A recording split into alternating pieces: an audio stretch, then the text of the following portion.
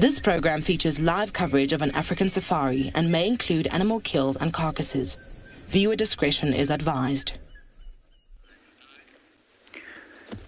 Good morning, everyone. So nice to have you all joining us this morning. We're at Pinda and the sunrise is beautiful, beautiful, beautiful here this morning. We've just stopped and had a look at, got a nice little gap here, and it's, what a treat to watch the sunrise in the morning. It's such a special thing to be able to do. And I'm so glad that you're all able to join us this morning and experience it with us. We are going to be joining Mike this morning in Pridelands. He's going to be doing a bushwalk. And Fred's at Ngala. He's searching for lions this morning, as well as ourselves at Pinda. We're also going to go looking for some lions. And Juma is not with us now, but hopefully they're going to be joining us a little bit later.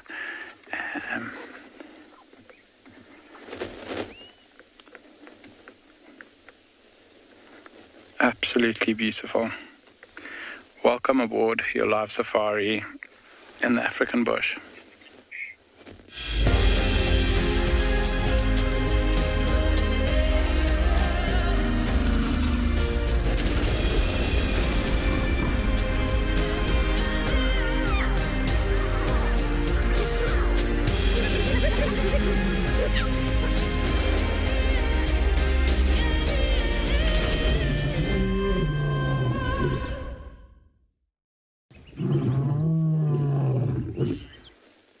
How magnificent is the sunrise here this morning.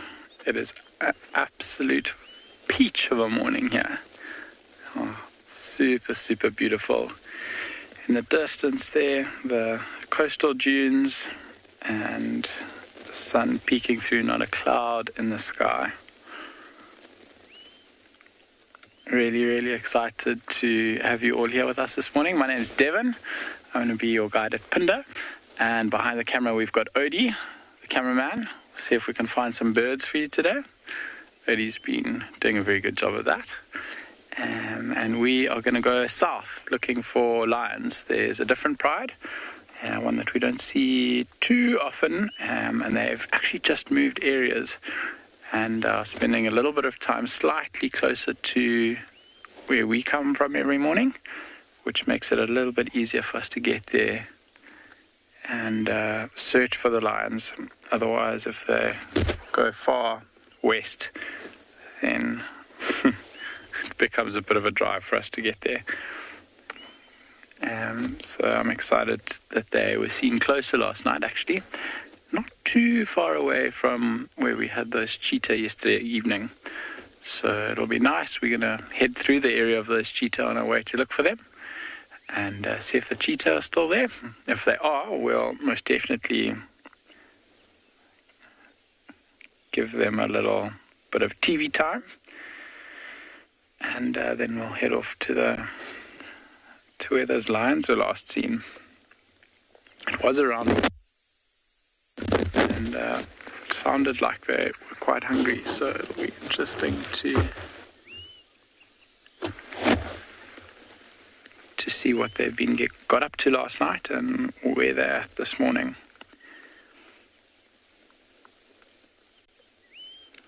You can see that heat haze starting to rise in the background as the sun peaks up.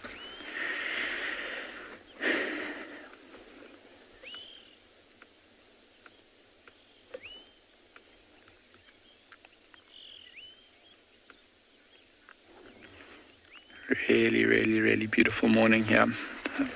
The sun's just starting to catch the grasses in front of us, and I think it's one of my favorite things as a photographer. These little highlighted grass seeds and the little bits of them in golden sunlight when the light catches them like that. Tasty, tasty. Put an animal in that and you're in the money.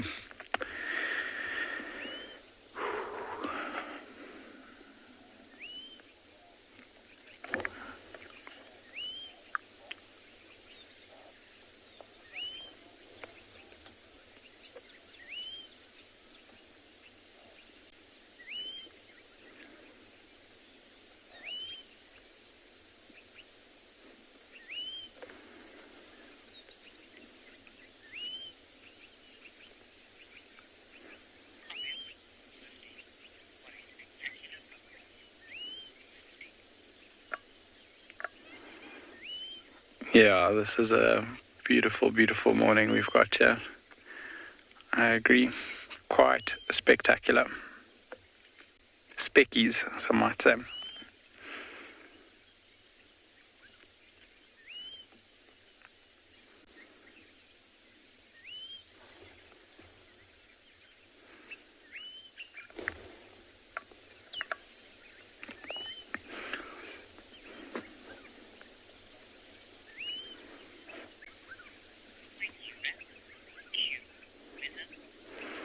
We are going to send you from here across to have a look at the weather so you know what to expect from everywhere this morning. As you can see at Pinda, it's pretty clear skies. We're going to head off towards those lions and hopefully see you shortly.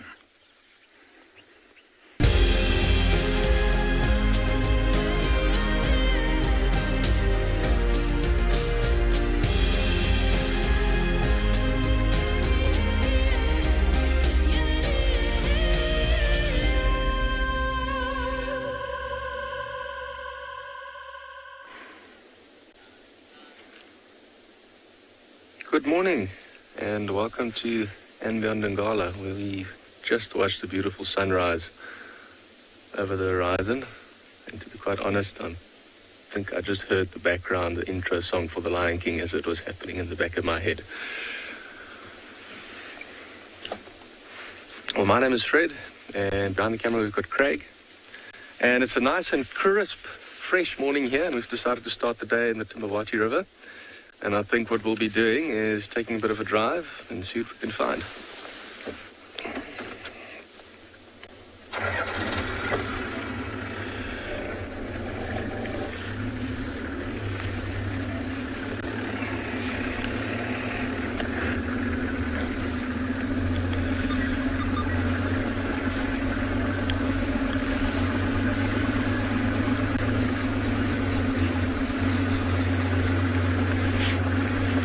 Starlight's asking why the sunrise is so red. Well, it depends on the time of day and certain factors. So if you, for instance, maybe have like a lot of dust on the horizon, or sometimes if you've had a fire and there's a lot more smoke, the sunsets even might also be a lot brighter. So it depends on what's on the horizon itself. But why they are mainly so red, I don't know. I think they're red in most places, to be honest. But if there's a particular reason why it's more red here than other places, I'm not really sure, but that's a good question.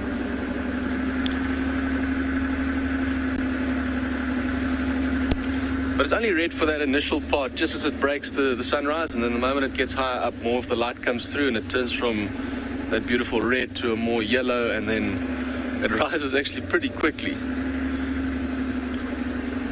Like we timed it this morning, it was probably less than 5 minutes from seeing it just under the line of the trees till it was above it. It was very, very quickly.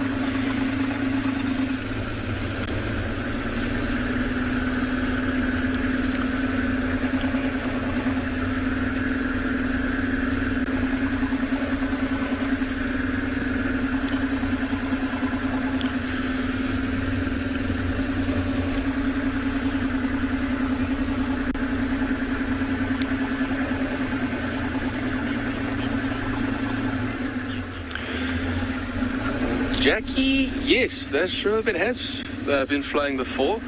It's generally throughout the year, it's a dry riverbed. It's mainly just got sand like you see now. But at the beginning of the year and around about the end of last year, we started getting a lot of rain. And we had so much rain that this river was actually flowing For about 2 months it had water in it and it was flowing. But then eventually the water just went under the sand, and so the water's still here, we just can't see it, it's all underneath.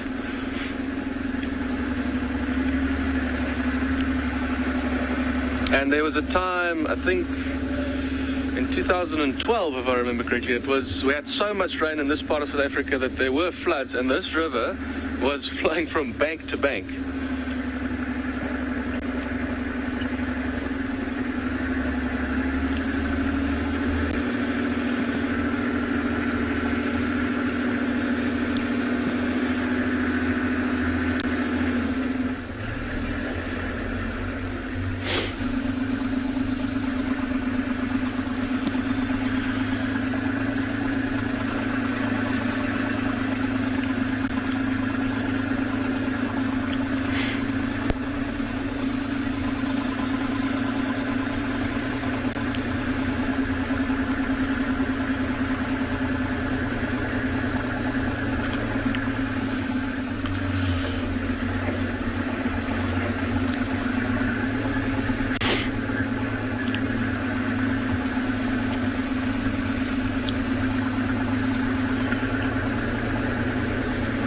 So this part of the riverbed actually has a lot of different reeds here. And in these reeds is often where we'll find buffalo bulls that have left the herd, and they like to lie in these reeds. Also elephants will often come sometimes here to feed on the reeds.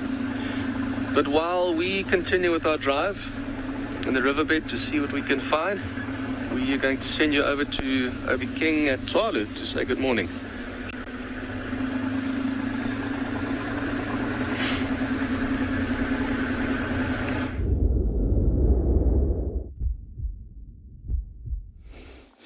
Good morning. Listen to this.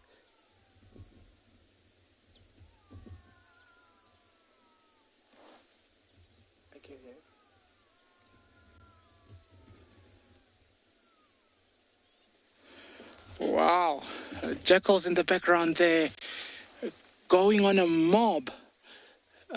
It's a lot of jackals that are giving calls, probably 4 or 5 jackals at a time, just yelping there.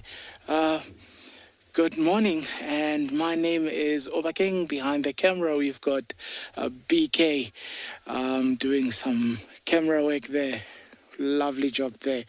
As you can see here at Tswalu, it's just that time of twilight, and definitely we can start feeling that winter is upon us. Temperatures are dropping day by day, sitting at about 8 degrees now of temperature. A beautiful skyline over the Coronabeck there, with just that orange of the sun starting to creep over. Beautiful.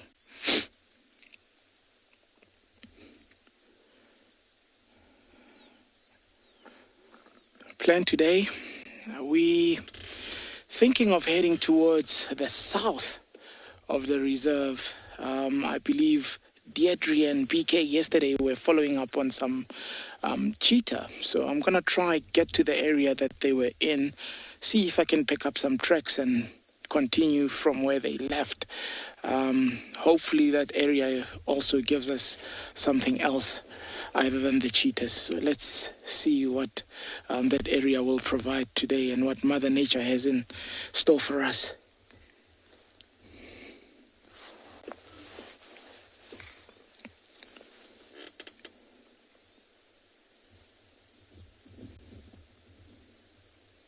Beautiful.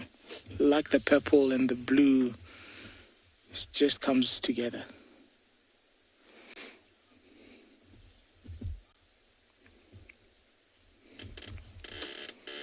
Duffy, the jackals probably were out most of the night.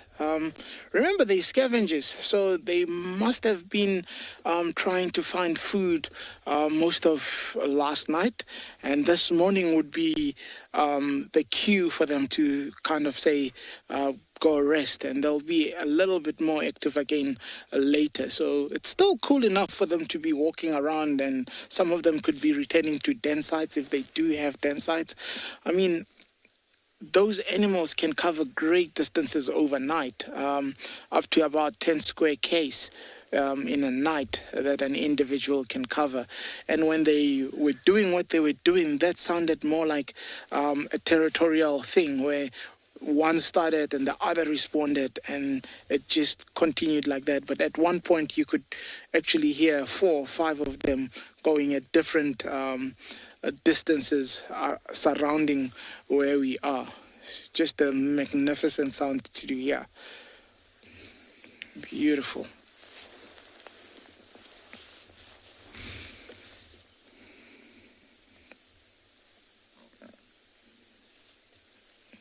And we're also not too far from where the giraffe carcass that we've been speaking about the last few days is. So they could have also investigated around there. But I mean, I'm talking about a couple of kilos from that giraffe carcass. So that is also another possibility that while we were hearing them. So I'm going to continue driving around a little bit and let's see what we can pick up.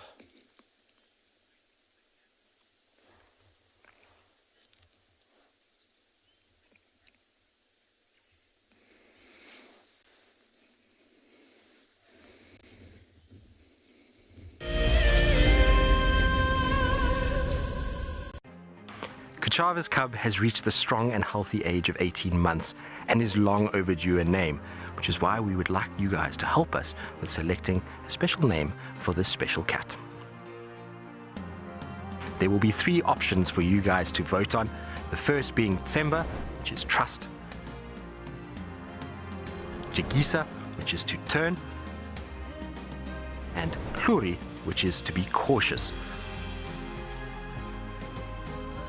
Now, of course, you, our loyal viewers, are an integral part of this, so we would like you to head onto our Twitter page. There is a poll that has been created there where you can vote, or you can send an email through to finalcontrol@wildearth.tv and select which name you think suits our boy best.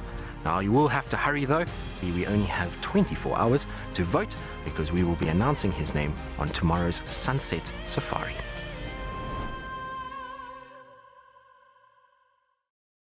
Founded in 1973, the Endangered Wildlife Trust has consistently and effectively worked towards achieving our conservation legacy.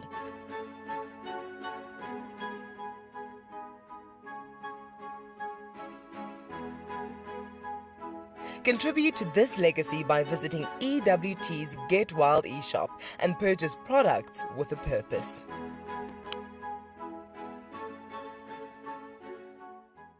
My name is Ross and I'm a field guide at and Beyond Punda Private Game Reserve. I love getting questions from guests on Wild Earth because I love sharing and learning information about nature with new people, and it also makes me feel like you're all joining me in real life. If you want to ask a question on Wild Earth, then you need to register on our website. Once registered, go to our live safari page and submit your question below our live feed. We have a baby pangolin, a baby pangolin. This is off the charts. This animal is about from your fingertips to your elbow. That's the total length of this animal. This is unreal. This is unreal. This is unreal. This is like now my 4th Christmas in a week. We should do this more often. Tune into Wild Earth every single day. It's in your nature.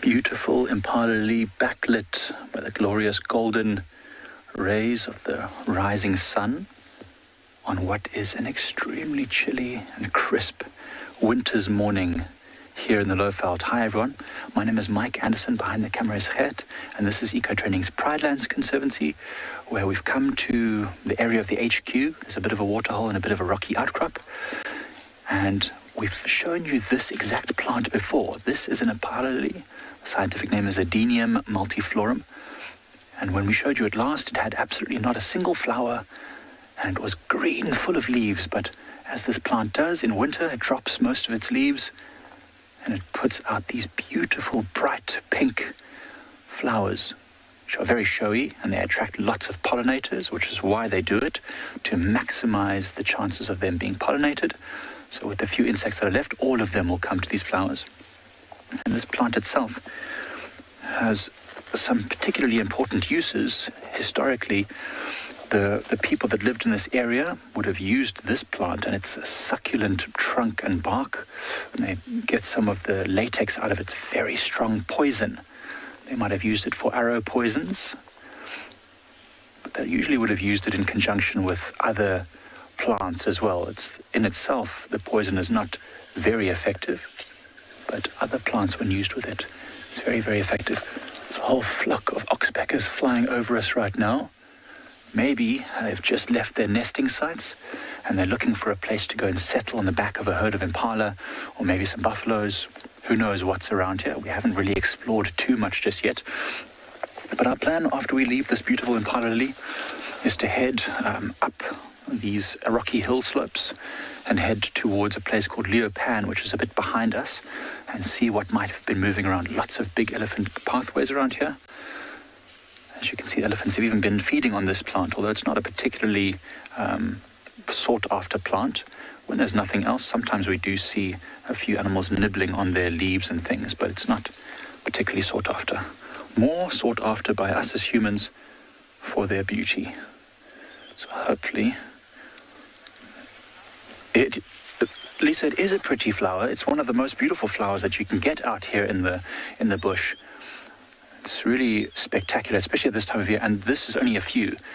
In a month's time, or maybe not quite a month, but maybe in 2 weeks' time, this tree, you won't be able to see any of the tree parts. It will just be covered, absolutely covered in these beautiful pink flowers.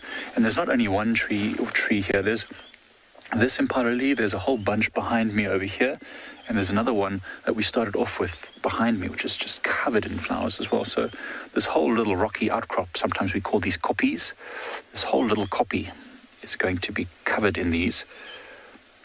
It's going to be like Christmas in winter. And I really like them. And they are natives, completely naturally growing here in these rocky areas. They like these rocky areas, sheltered slopes. And they are particularly sought after all over the world horticulturally because of their flowers. And so you do find them growing all over the place.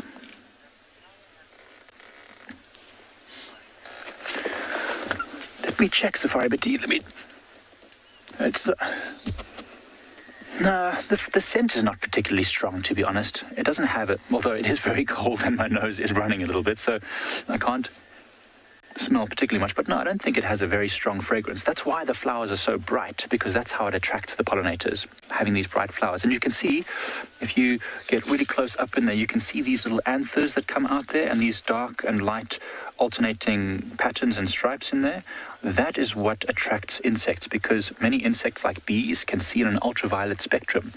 And so the light is reflecting off of these areas in a very different pattern, and that's what attracts the bees to these landing pads. And they climb right in there, and if you look deep inside there, you can see there's lots of hairy sort of filaments, and those are covered in pollen, which when the bees and other insects fly in there, they get covered in that pollen when they try and get to the nectar right at the base.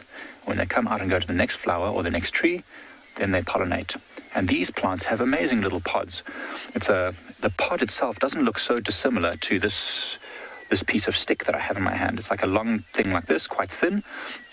And what happens is it looks very tight and compact, but when it dries, it cracks open and all these very feathery seeds. The seed is long tube with lots of light feathery hairs all over it, and it floats in the wind, and that's how it spreads its seeds, which is pretty amazing.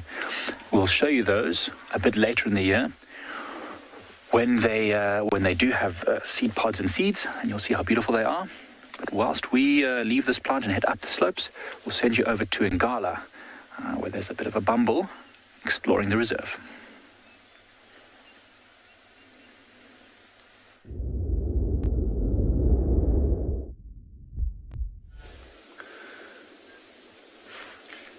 Right, so we just stopped here in a clearing where there's some Birchall starlings running on the ground.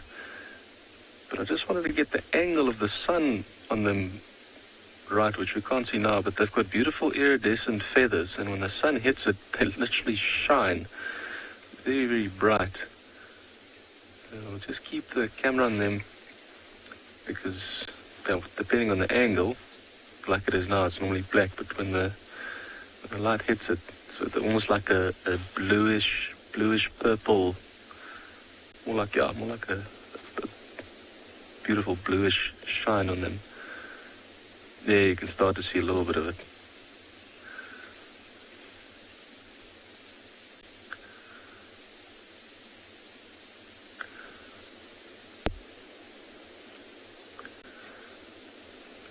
Very busy there on the ground, busy feeding, a couple of them there. They're chasing each other around as well.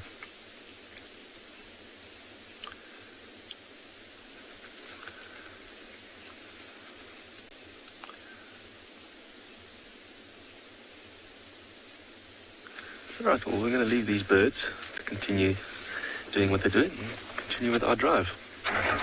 So, just a few minutes ago, something interesting happened.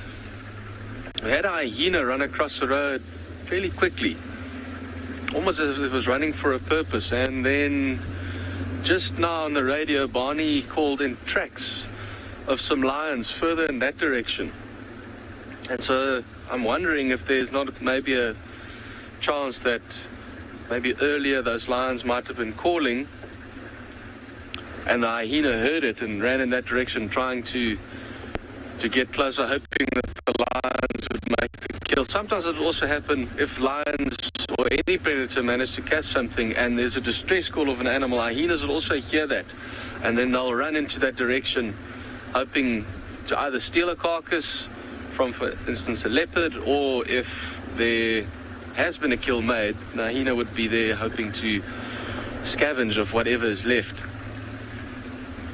Because it wasn't walking like they normally do, just moving around, sniffing and looking for food, but it was almost like a little bit of excitement, running because it think it might be potentially some food there.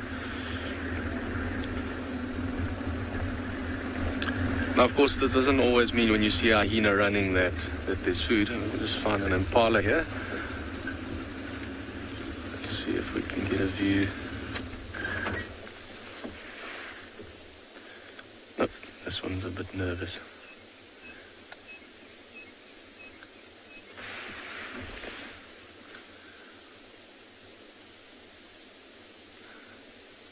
And something interesting happened there. That impala was looking in the same direction the hyena ran in. Wonder if it didn't hear something. And it stopped and turned around and, moved back into that direction.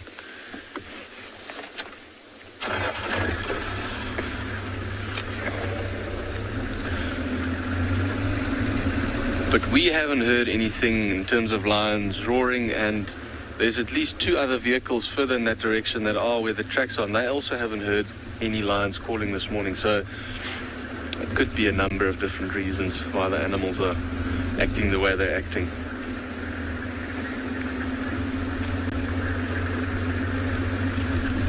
You can imagine from that impala's perspective, it's by itself, so it might feel a lot more exposed. So just to be sure that it's safe, it might stop every now and then just to look and listen and trying to be aware of its surroundings.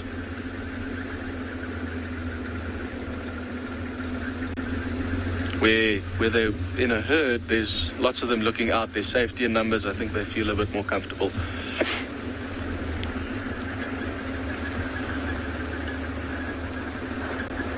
So Louisa is asking, do hyenas hunt the same way as wild dog? Not exactly in the same way, but hyenas are, believe it or not, good hunters. Just in an area like Ngala where we have a lot of other predators, the hyenas here mainly scavenge. But they have got the capability and the ability to hunt very successfully, actually. And on 2 occasions I've seen hyena chase down impala trying to catch them. And I know in East Africa, around the Masai Mara and the Ngorongoro Crater, there's huge clans of hyenas, sometimes over 40 individuals, and they actively hunt those hyena.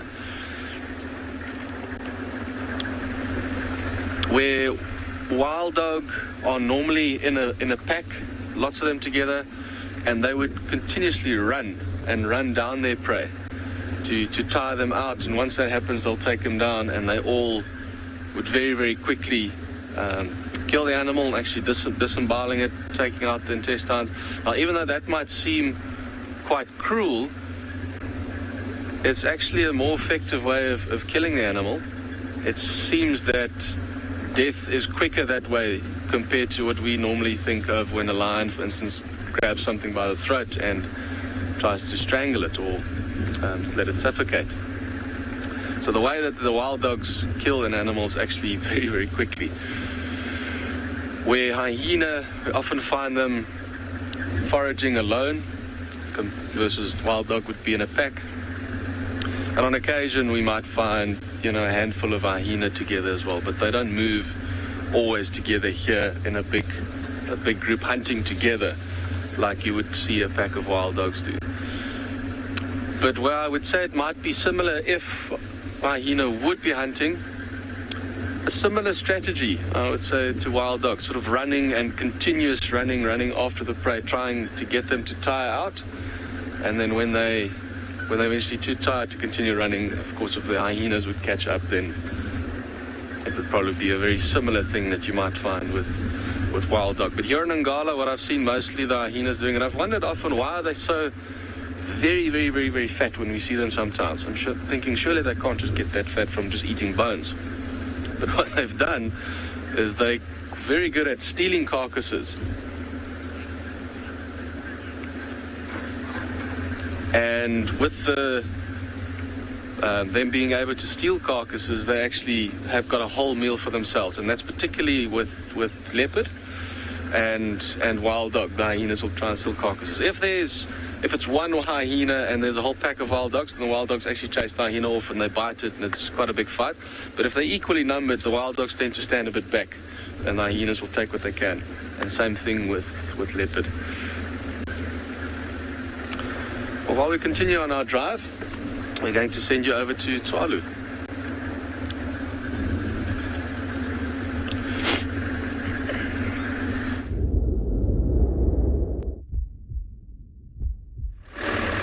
Welcome back to Tswalu Kalahari. Still driving around trying to find any form of these cats around. I haven't picked up on any sign as yet.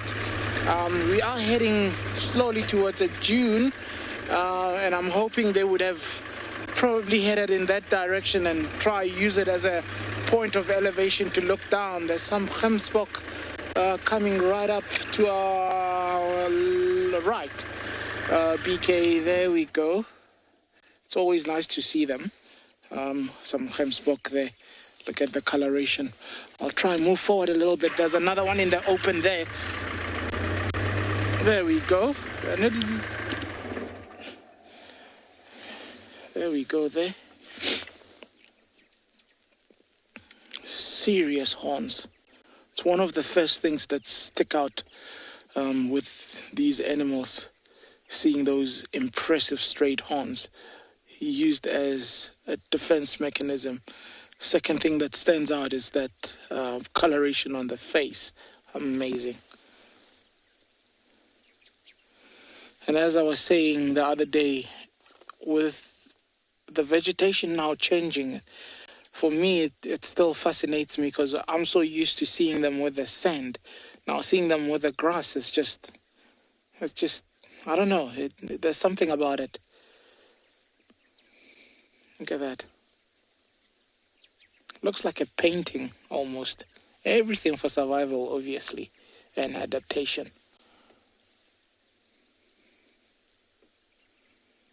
Elegant walk.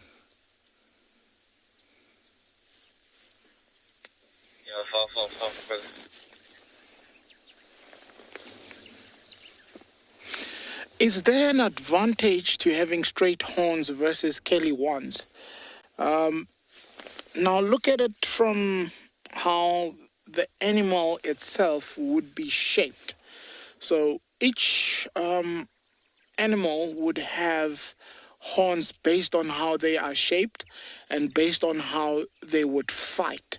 So some animals, for example, would go onto their haunches or onto their knees, if I can call it that, and swing their heads from side to side when they do fight, or even bulge their head even further down. So having curved horns means that when they do that motion, the horns would actually stick and look forward.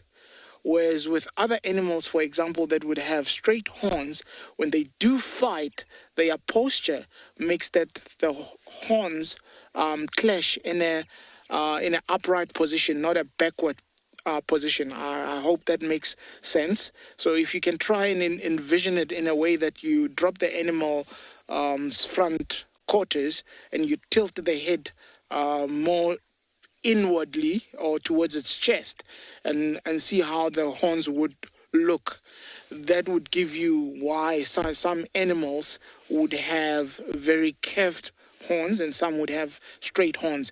And some of the animals actually that would have the curved horns would have a more straight profile of the back, where the others could have a slopey back. And all of those things come into play when you start looking at why some horns are straight, why some horns are curved, why some go even sideways and come back inwards. So those are things. So it's just adaptations. And also look at where, for example, if we speak of the Gemsbok or the oryx having such straight horns, and you then go extreme and look at something like your buffalo that would have horns that look completely different and curl outwards and then back inwards. Those horns would actually protect the head, and the ears and eyes are underneath. So it's all adaptation and it's all uniqueness to that particular animal. So while we still continue searching for these tracks and trying to make progress to find these cats, we'll be sending you over to another very beautiful location.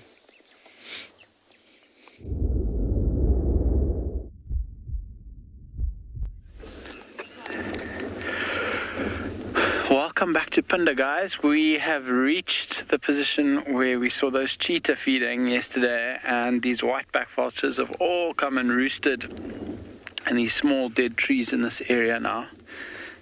So we saw the vultures first, and they were most likely here to feed on that carcass that the cheetah had yesterday. I'm not sure if they've fed or not. It does, on a couple individuals, look like their crops are quite full, but not on this individual. You can see just below the round of the neck, if they feed, you can see a nice big bulge underneath where they store a lot of their food. But a number of vultures all huddled up now. So usually these vultures will wait until the sun has started to get significantly warm and what thermals start to form. So those are rising pockets of hot air as the sun heats the surface of the earth unevenly. Hot air rises, so like little rocky outcrops and things heat up faster than the grass around them, and the air will start rising off of that, and that's what the spiraling vultures flying is. That's what's happening there. They're using that hot air.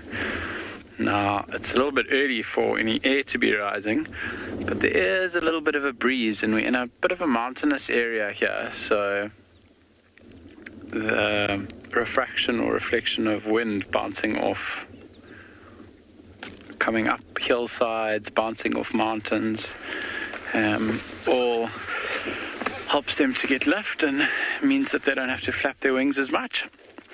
And shortly after stopping for the vultures in the road up ahead, we spotted none other than our two cheetahs from last night. So they've moved possibly 100 meters from where we left them yesterday evening when it was starting to get dark. So they haven't gone far at all. I'm actually, Odie, I think let's just keep going a little bit closer here. And we can go see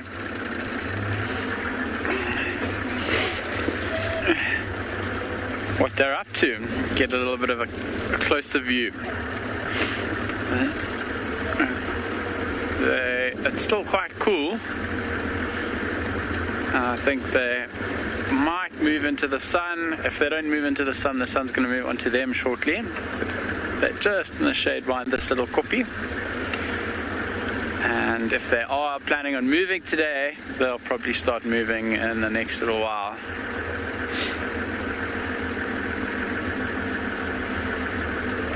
But a beautiful, beautiful view once again of this landscape out here. It's an absolutely stunning setting to view any animal in, actually.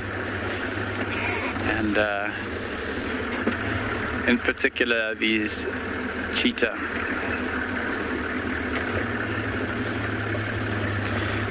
All right.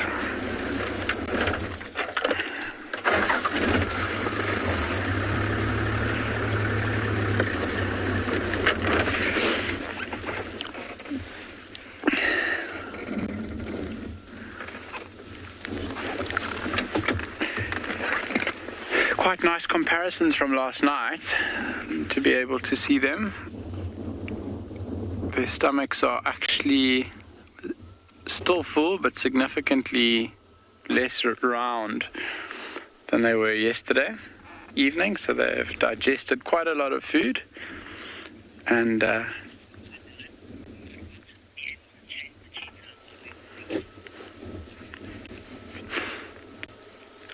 Gwendolyn, that's an interesting question, and I think when we saw those vultures from the top of the hill last night, that's what was happening. They had the kill, maybe the cheetah had moved off the kill a little bit and the vultures came down, tried to tussle for it, but by the time we got to the bottom, the cheetah were back on the carcass feeding and the vultures were all in the trees.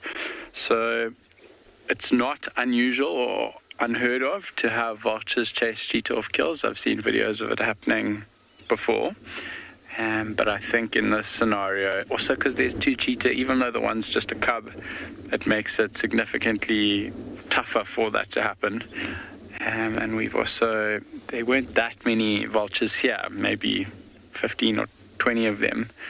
If there were, I don't know, maybe 100 vultures, 50 vultures, it would be a slightly easier task to do. The other interesting thing is the female and the cub aren't panting nearly as hard. That female was really, really struggling last night and breathing very heavily. Now this morning it's nice and cool. She's digested a lot of that food that she had. And the sun is just starting to peek over and touch her face now.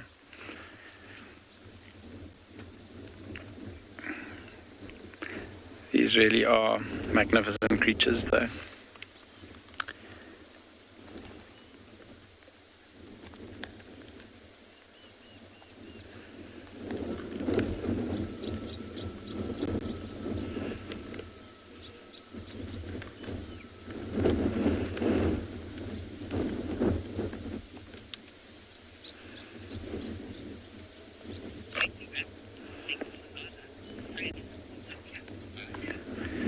What a beautiful view.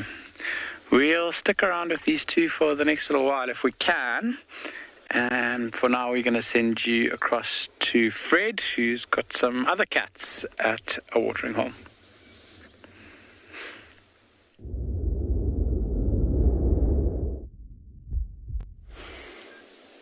Welcome back to And Beyond Ngala, where we've managed to find some lions at the very same waterhole we were yesterday. So I must say I'm quite happy. This waterhole's been very good to us last few days. When we arrived just on the other side, or from this side of the dam wall, we could see it looks like it's the lioness with the two cubs that are just over 1 year old, but I think the other one might just be behind that tree stump on the other side of the dam wall. So far it only looks like it's just the three of them. A little bit later on we might try and see if there's a different viewing position, because there's a lot of place for other lions to potentially hide on the other side there, so we'll have a look a little bit later. But what an absolute brilliant find. That's why I always love to check waterholes. You never know what you might find.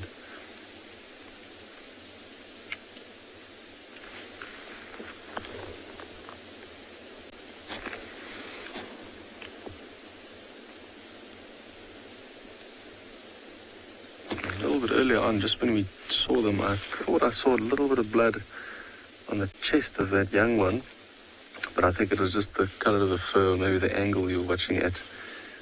That was just the first thought that came to my mind, was maybe these lions had made a kill, and that's what the hyena was hearing.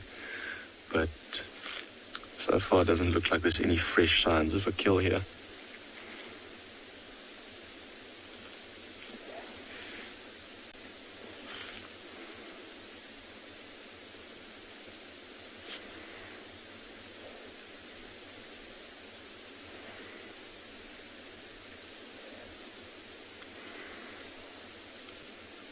It's also quite nice here at the waterhole. We have a couple of hippo. It's been calling every now and then 2 water thickney as well. That's been sitting on the bank there. There, you can see them there. I think they're also enjoying the early morning sun to heat themselves up before they start moving about for the day.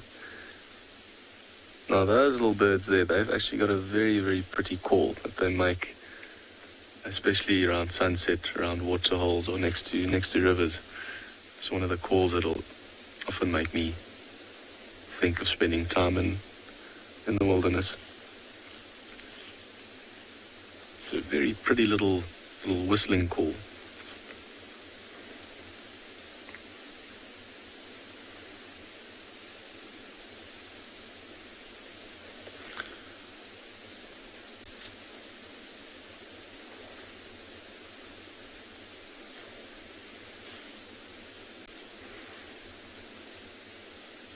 The hippos that we hear just to the side of the vehicle,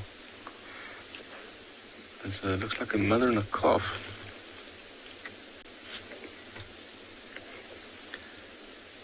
And they've started to move around a bit. Initially when we came here they were just off to the side, but now they look like they're a bit more active. So where those hippos are now,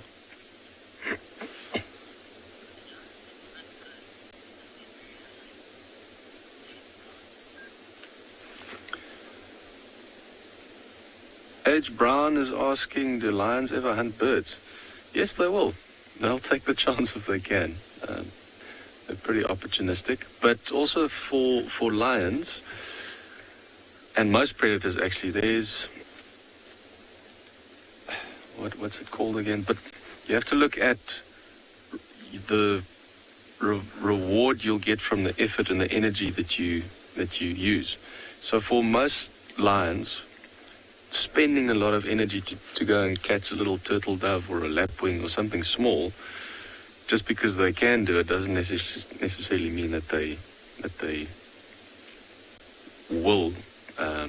Because the reward from spending a lot of energy, if they're really hungry, to catching something like that, because they might not actually catch it, and so the energy that they'll gain back from a bird, not that much. But I've seen them catch it, but I think those were cases where it's very, very cat-like behavior. If you can imagine them almost seeing it as something to catch, almost in a playful manner, the same way like a dog can't help itself to run after a ball. I'd imagine for lions, especially young lions like the one we're seeing there, they're very curious, they're very playful, they're very inquisitive at this stage, where they often will try and catch anything really, be it a mouse or a scrub hare or a little bird. It's part of their instinct to hone their skills and to take that chance, and that's the only time really where they will catch a bird. But if it is in terms of food, they mainly focus on larger animals, particularly in this area, the antelope species like impala, kudu, waterbuck. When the whole pride's together, they'll change their hunting strategy and try and catch more larger prey like giraffe or even buffalo. And that makes sense because that's a lot more meat, which is what you're going to need to sustain a pride of lions.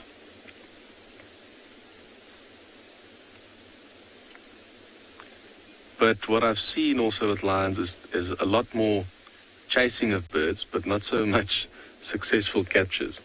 I think birds are pretty good at avoid being taken. They can move very quickly, and they might see a lion, try and pounce on them, and then they fly off.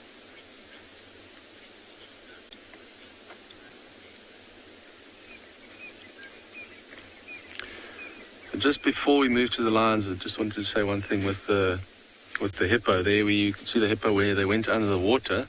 They completely submerged. And if you remember yesterday where we had the kudu standing, he was close to the edge, and that makes sense why he couldn't move more to the central parts of the dam, because it was too deep there. And so now you get a bit of an idea of actually how deep the middle part is versus where that kudu was standing. And that's why I didn't come to this side, because it probably didn't want to go across to the middle part. But what we're going to do, we might try and just get a different view of these lions and see if there's any other ones behind the dam wall. And in the meantime, we're going to send you over to Juma.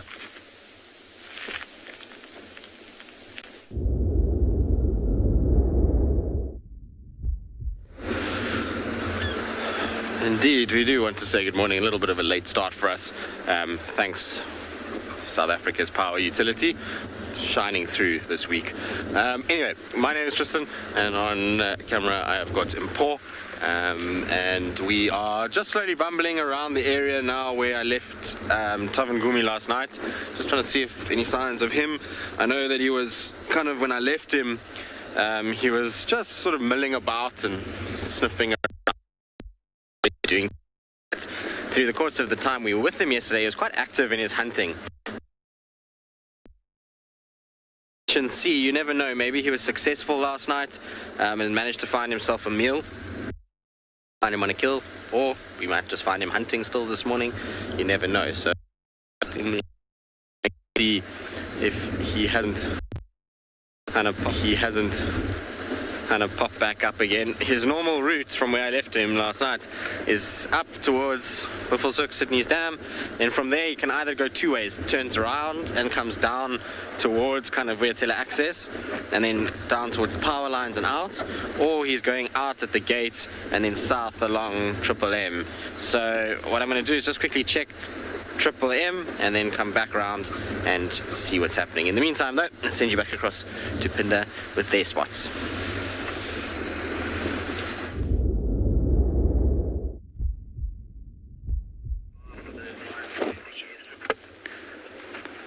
So this mom has just gotten up now, and she's had a big yawn and a big stretch, and she's looking like she might start moving around, which is very cool. This setting of her where she is now is beautiful, beautiful, beautiful. See, she's scanning the surrounding areas here, landscape a little bit.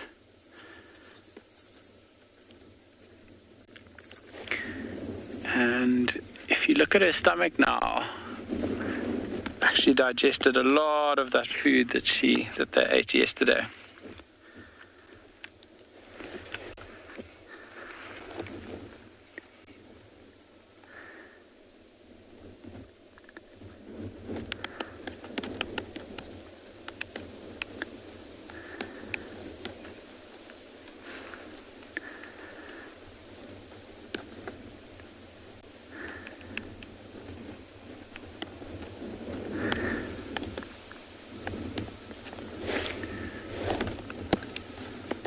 Another big yawn.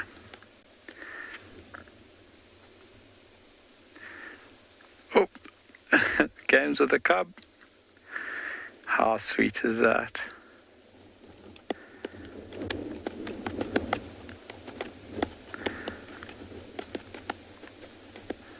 So these two now are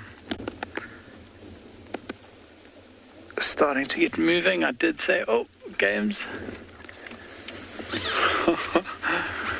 Oh, okay. How cool is this, guys? Mom and her cub playing. So a lot of these games are to help them develop the skills that they need. So there'll be lots of chasing and tripping and hunting and stalking. And just watch their tails move around as they run through this grass. Oh, quite nervous as well though, still very aware. Oh, what a beautiful time to have come to us. They just got up. There they go. Oh, through the grass. And you can really see now with this long grass, when they start moving around, really tough to see them if they decide to lie down there and not move again. Drive right past them. Odie, I'm gonna move us around.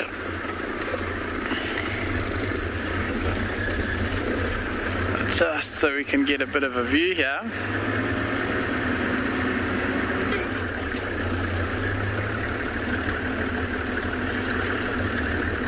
Oh! These two are really having a go. The mom kicked the little one, as like the little one's doing now. And yes, that's really incredible. What a sighting. Watching animals, particular cats, when they are in playful moods is possibly one of my favorite things to view. They are so excited and they jump and roll around and are very, very entertaining. Oh, can see the mother is completely dominant here.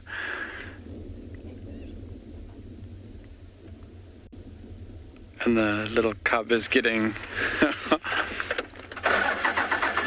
pushed around quite a lot.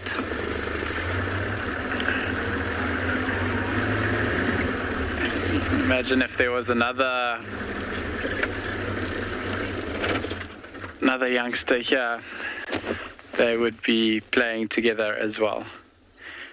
We are going to stick with them for the next little while, and we'll be back with you a little bit later.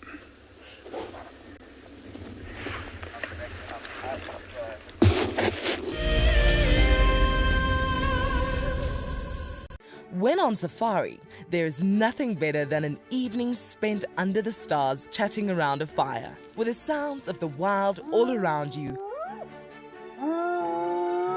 If you sign up to be a Wild Earth Explorer, you can build your own memories by joining our guides for regular fireside chats. Subscription payments can be made by PayPal, credit card, and now bank transfer. Wild Earth Explorers, it's in your nature.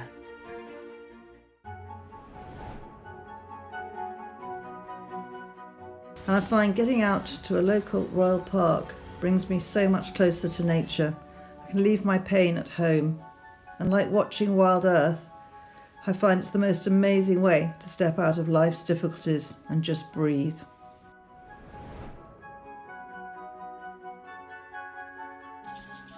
The chirping and fluttering of these Java finches at the feeder in our garden helps us start each day joyfully in connection with nature.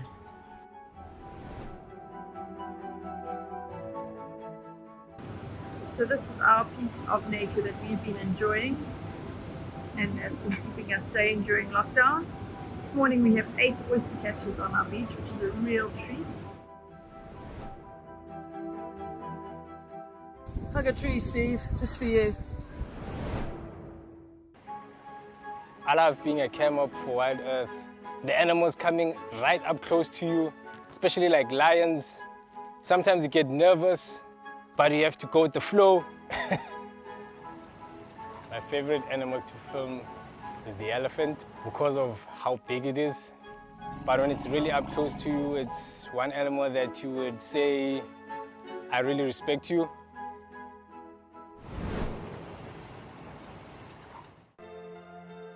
Guys, have a look at what we've got.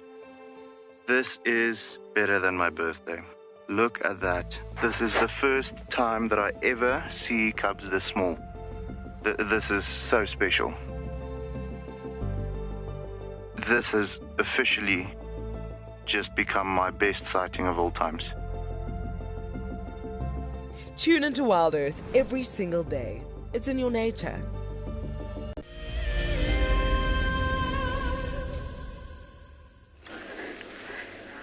Good morning, everyone, and welcome. We have a gorgeous tall mammal who wants to say good morning to you all from Djuma Private Game Reserve, and that is not myself. I am a mammal naturally, but I'm not very tall, I'm afraid. But my name is Lauren, and I do have Davy on camera once again, and we're out a little bit late this morning, but never mind, we are out.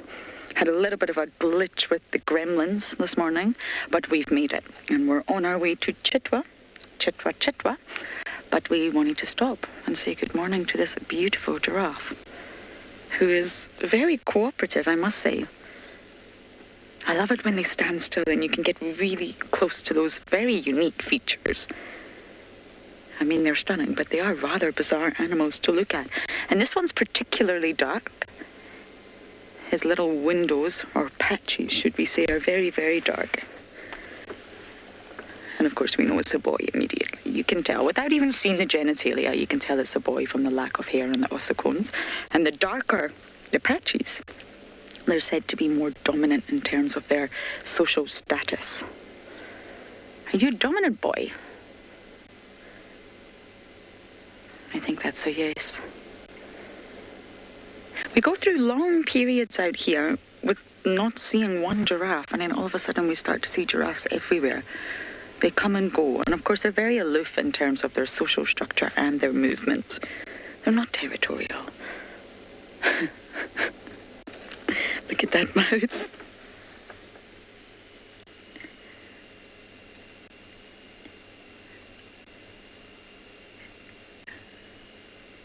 You've stopped chewing now that you know we're looking at you. There we go. Very camel-like, I must say. They do have some features that remind me of a camel.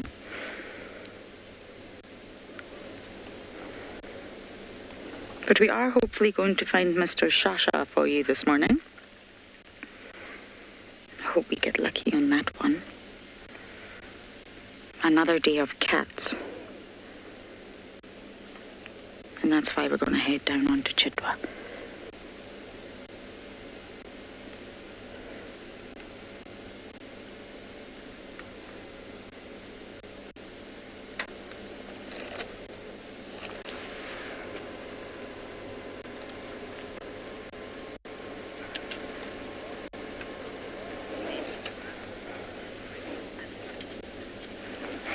Ellie, lover, you're seeing what a graceful animal. I know.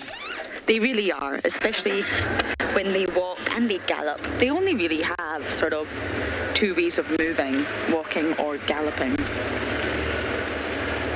And they'll sometimes be on quarantine as I'm going for my daily run. And they look at me as if to say, what on earth is this creature? Bye, giraffe. We are going to head to Chitwa because I think Shasha's there and we don't want to lose him. If he gets mobile and he goes into a drainage line, then we may end up not finding him after all.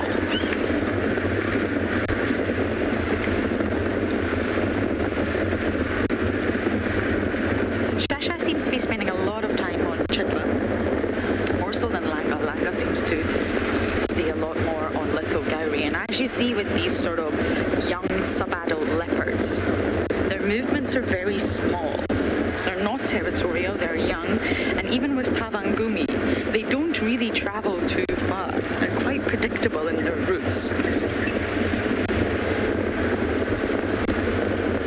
Okay, wish us luck for finding Mr. Shasha, and for now we're going to send you guys over to Ngala.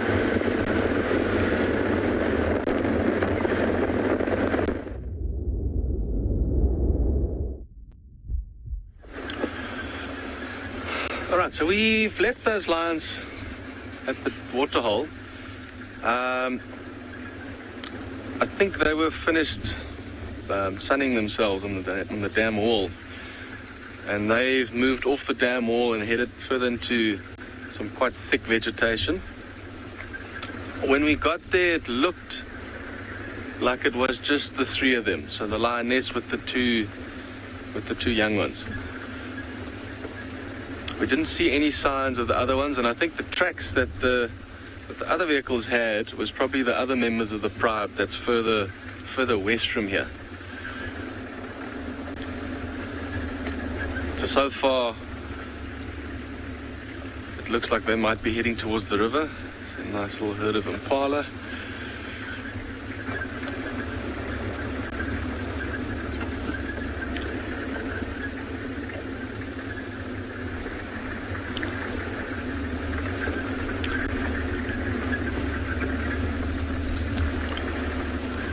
So I'm wondering if those lions have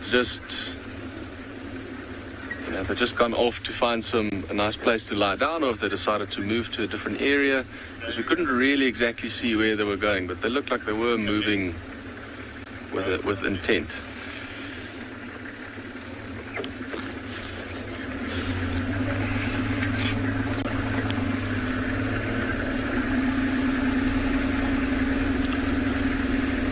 So the other thing I'm thinking of is in these little drainage lines is a very good place to look for leopard.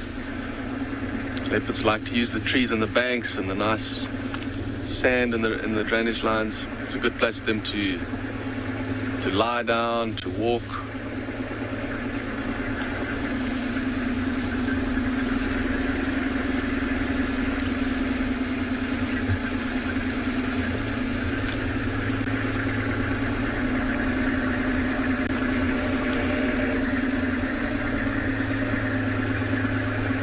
A lot of elephant tracks and impala tracks, even some giraffe tracks. It looks like they all have used this drainage line at some stage.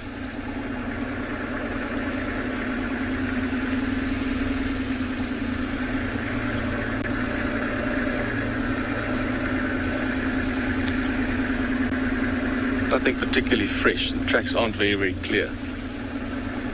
So I don't think any of them were here this morning.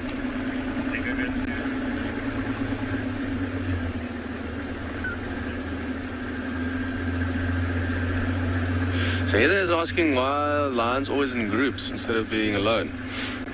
So lions are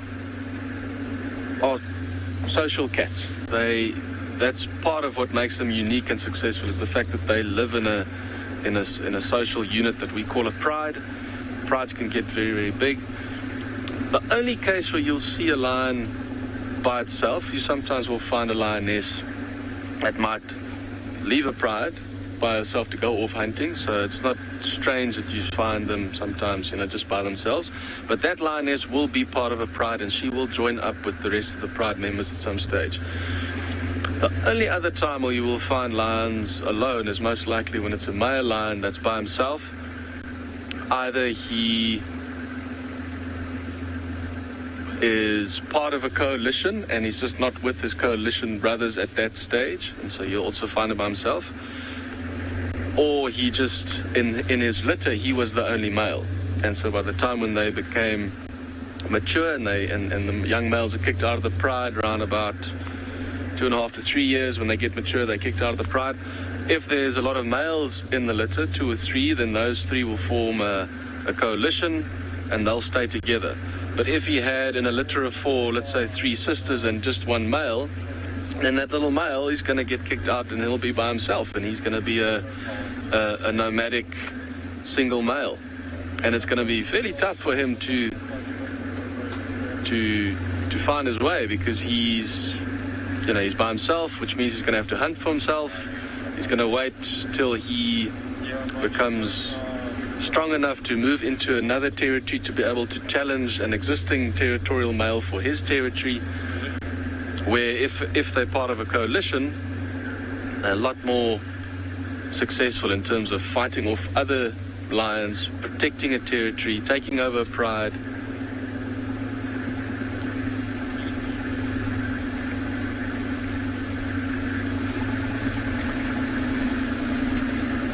Sorry, Alton, can you go again?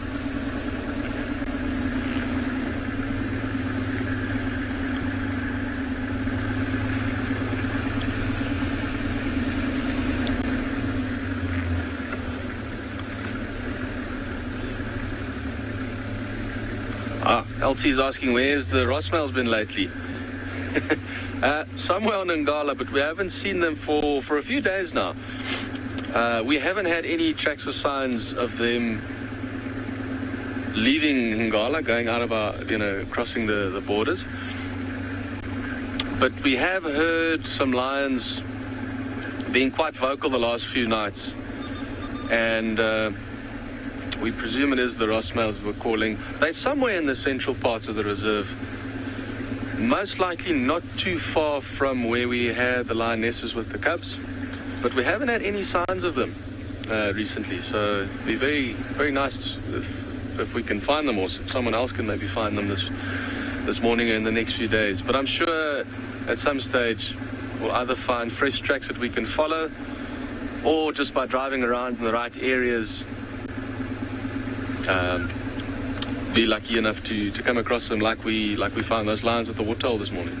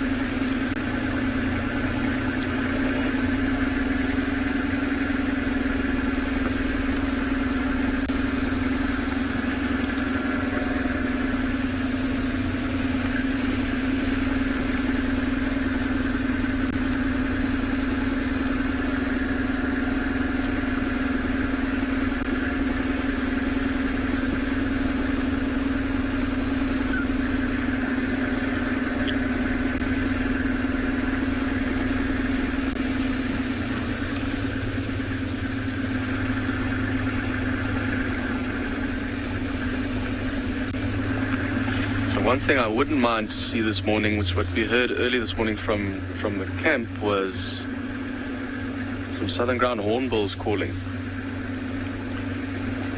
I always like to find those ones.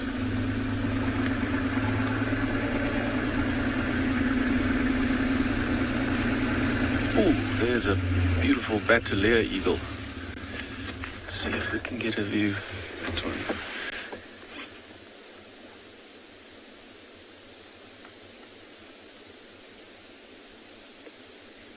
Look at that.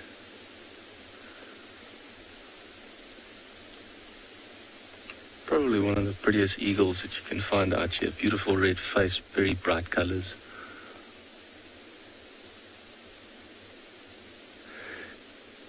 Look at those little feathers that he ruffled off.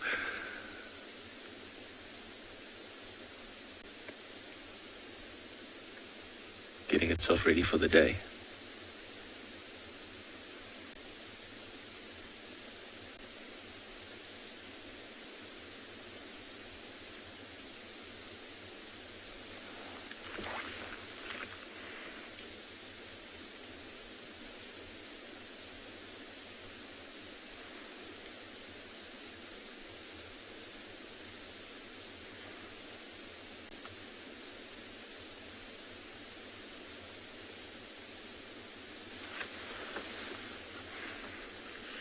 There he goes. Look at that. I don't know if you were able to see that, but underneath the wings, it looked like it was a male, so the wings have got this divided half black and half white, and that looked like it was half black and half white, so I would say that was a male Bateleur. Very, very nice.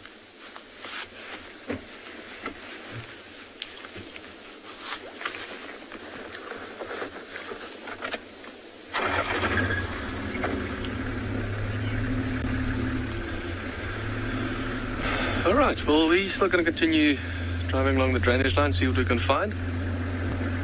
In the meantime, we're going to send you over to Tswalu.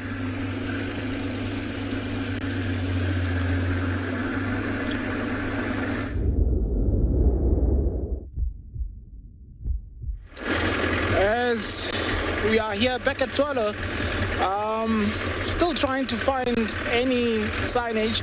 We are actually not that far from a watering hole, and that's where my hope is that we'll find something around that watering hole. It's probably one of the bigger water holes here, and that's where I'm hoping that the two boys would have gone from where they were last night.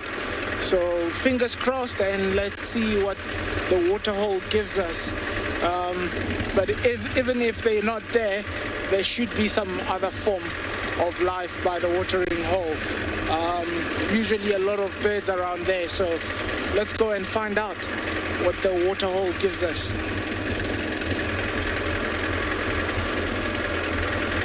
Usually some ducks, some grebes, some plovers.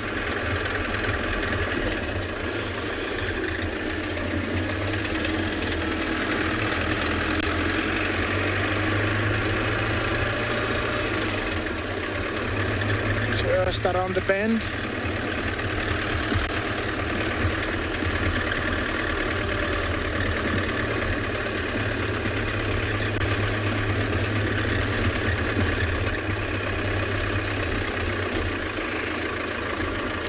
Susan, do the water holes around Tswalu ever run dry? Yes. We've got a lot of water holes that would be run by rainwater that we do not pump into, and those water holes would actually run dry. We've got a few other water holes like this water hole over here at Tswalu Dam, which is one of the bigger water holes that we would actually pump water. And to pump here, we actually use solar. So we would have solar panels in the vicinity, and they would actually pump water into these. But for the major of them, they are actually not pumped.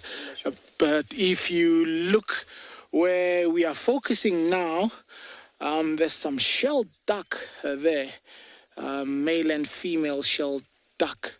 The one in front is the female with a white head, with the male in hot pursuit, just behind there, coming with a grey head. These are residents at this water hole, so most of the time we find them around here. We also often get some grebes in the direction that the ducks are actually swimming towards. Hopefully they'll lead us to that little tree in the middle of the dam where the grebes would often be found, and they prefer that area because they can camouflage their own nests there, making little floating nests, and obviously the stem of that little tree there making cover for those floating nests. I actually think I can see some movement there. Yes, yeah, there they are. So those are the grebes that I was telling you about. There's some crowned lapwings that I can hear in the distance. Haven't seen them yet, but I can just hear them in the distance. Sometimes we also find some blacksmith lapwings around here, also those black and white birds. But this is one of my favorite watering holes. Tswalu Dam is the name of the dam.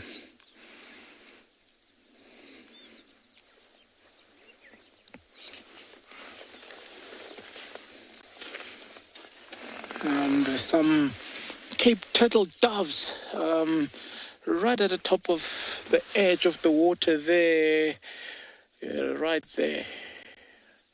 Also just trying to sun themselves, get a bit of warmth from this crisp, fresh breeze coming through. So a couple of doves right at the top there. So there is quite a bit of bird life around this watering hole. Still trying to scan around and see what else was here last night. Our two boys doesn't seem like they came this way. I've been walking a little bit around trying to see if I can suss out tracks, but nothing that I can see. So it looks like they are evading us. Tria, good question. Can ducks fly? Yes, ducks can fly. Things like your shell ducks can fly. Egyptian geese can fly. And it's a very important part of their feature or their well-being to actually be able to fly. Because as a question I got earlier, do the dams at Tswalu get dry? Imagine if you were in a semi-arid area like this and you could see the water slowly vanishing and drying up, and you were stuck there without any form of being able to cover a vast distance. That would be a shame. So yes, ducks can fly, and that is to afford them to be able to actually cover those vast distances in search for other watering holes. And with that also, that means that they can disperse and spread, and that's how the animals would actually spread, by flying and finding other watering holes where they can find other animals or other birds of the same species there. So it is very, very important that they can fly. So I hope that answers your question and why they are given that ability to fly. Obviously, they won't fly as much because they are waterbirds, so they will spend most of their time in water, swimming around and foraging in these dams. And hence, you see them mostly around water, is because they need the water to swim around and forage from that water. Little grips, they're grooming a little bit. So it might be a little bit difficult to see, but what it's doing, it's actually putting its beak at on its hind quarters, and there's actually a gland there that would secrete oil. And with that gland, they would get the oil onto the beak, and they would vigorously rub onto the feathers, and it's a way of maintaining those feathers and making sure that they are waterproof, and also keeping a good shape or good health by so doing. So they need to groom like that almost daily, making sure that the feathers are in good condition. So it's a very important part of their day that they do that. You can see how vigorously they shake that head. It's just spreading the lubrication or the oil.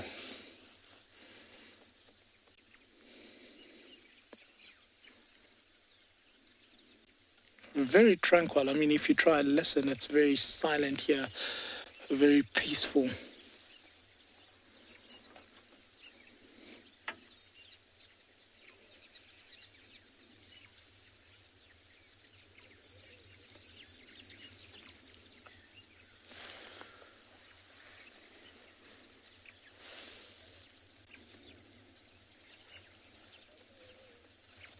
Look at the camouflage. I mean, they almost disappear into those stems. If they sit still, you won't even see them. Amazing coloration.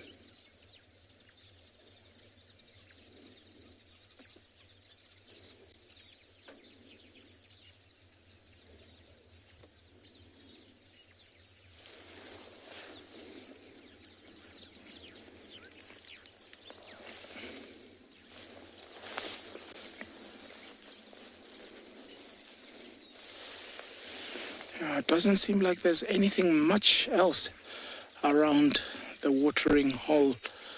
I'm actually tempted to continue moving and seeing what else we can actually find.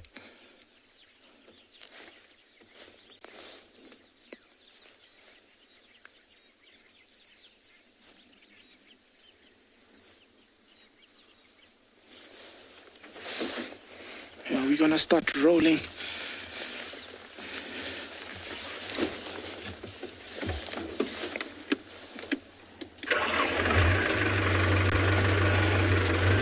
So while we do that, we'll send you over to another very beautiful location.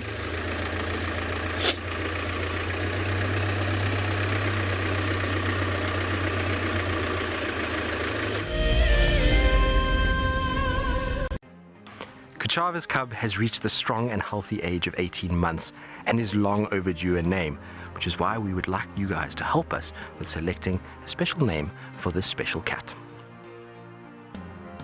There will be 3 options for you guys to vote on, the first being Tsemba, which is trust, Jigisa, which is to turn, and Kluri, which is to be cautious. Now, of course, you, our loyal viewers, are an integral part of this, so we would like you to head onto our Twitter page. There is a poll that has been created there where you can vote, or you can send an email through to finalcontrol@wildearth.tv and select which name you think suits our boy best. Now, you will have to hurry though. We only have 24 hours to vote because we will be announcing his name on tomorrow's Sunset Safari.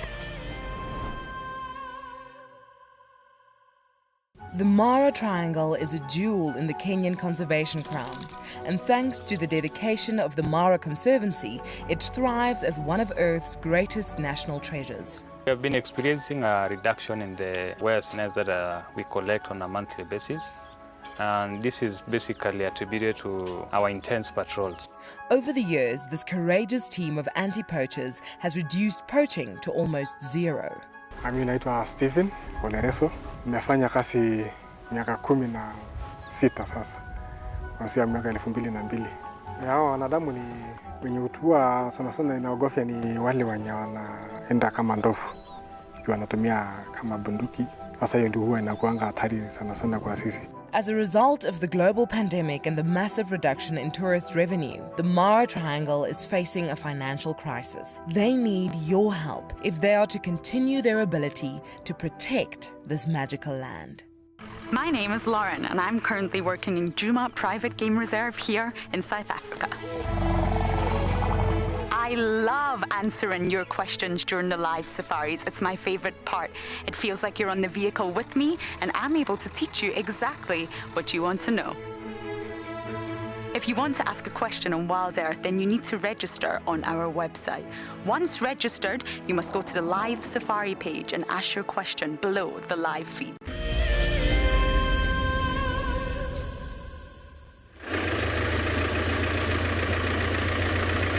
Something of interest happening here. I'm just trying to position myself to get it. Looks like some fork-tailed drongos competing. Some acrobatic flying happening here. I'm just going to try position ourselves and hopefully we can get them. But they keep moving frantically. So just stick with me. They're not far. But a very interesting black bird, the fork-tailed drongo. In the sense that it's one of the braver birds that you get. Come on, don't fly. There we go. Just landed in front of us. There's some ant-eating chats also with it. It looked like the competition is just ended now. But they flew away. Here is a ant-eating chat. Also another black bird that we get around here. And obviously, as the name suggests, they would eat insects. And listen to that call.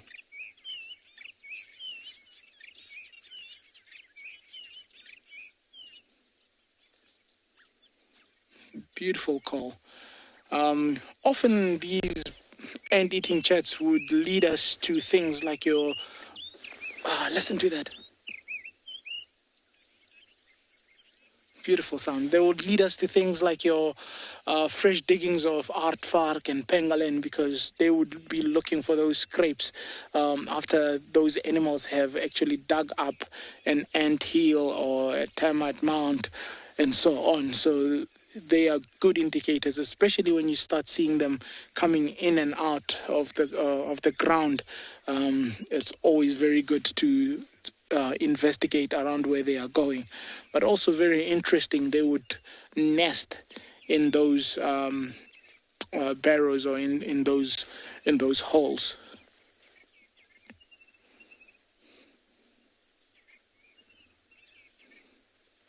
Very vocal today.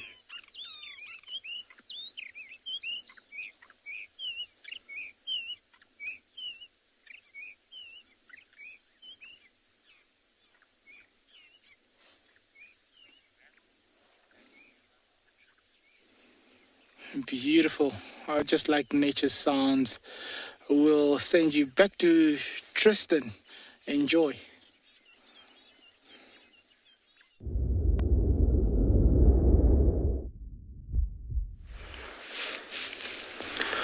Well, we are in Djuma, you're very right, and we're sitting with a small little herd of kudu. It's a female with a couple of youngsters and there's some other females around. We're just following tracks at the moment for Tavangumi. He's been everywhere in this northwestern corner. It's been difficult to try and figure out which tracks go where, because there's tracks going south, north again, east, west, but I've now kind of figured it all out. So it's basically he followed him from where these kudu cross now is where he crossed last night, where I left him is on that pretty much that point there. He then went in up towards Sydney's Dam. He then turned and came back towards Triple M. Then he came back onto Vuyatela Access and now has turned back towards Sydney's Dam again. So he's somewhere in this area. I just need to figure out exactly where. I checked Triple M just to make sure he hasn't crossed into Simambili. It doesn't look like he has. Obviously, there's a fair amount of traffic in that area, so not always easy to know where they've crossed. But it looks like he hasn't crossed just yet. Nice little herd of kudu though, isn't it? Not always the case that you get them walking so nicely out in the open on the road. They typically are quite shy animals that like to be behind things. So weird to see them sort of just ambling along the road in front of us. Like I say, it's not an animal we see do this very regularly at all. Normally they just go across the road and into the bushes. But today, for some reason, they've decided to amble. Now remember that you can also participate in the naming of Kuchava's cub. For those of you that are interested in doing so, just head on to Twitter. There's a Twitter poll. You can choose one of the three names. If you don't want to do it on Twitter, you can also email finalcontrol@wildearth.tv. I know one of the videos it says Wild ETH. It's not Wild ETH, it's Wild Earth. Hopefully none of you sent an email to Wild ETH because no one's going to get it, I'm afraid. It's definitely got an R in there, so wildearth.tv. And then you just select which name you want. The names are there and the meanings, and so you guys will be able to figure it out and be a part of the process. Anyway, remember also, sorry, I forgot one last thing, is that it will be announced this afternoon. So if you haven't voted, you only got really this morning to do so. The voting will close at around 3 this afternoon. So you don't have that much time left. Quite incredible that a number of people have voted. Last time I looked, it was well over 1,000 of you have voted on that name, which is pretty incredible. As you can see, the young male also just crossed. We'll get back to the kudu now. They're slowly starting to drift off into the thickets. It's good that there's kudu here. There's also impalas all around, which makes his movements, well, Tavangumi we're talking about, going to be difficult because hopefully one of them sees him and shouts at him, and that'll make our life easier, particularly because of his movement being so erratic. Like I say, his tracks are just crisscrossing himself all over the place. So he's obviously just last night trying to hunt in this section, and probably just that's why his tracks are just going all over the place. But we'll figure it out eventually, hopefully find him. In the meantime, they'll send you across to Fred, who's got something that would be quite useful in the terms of trying to find this leopard.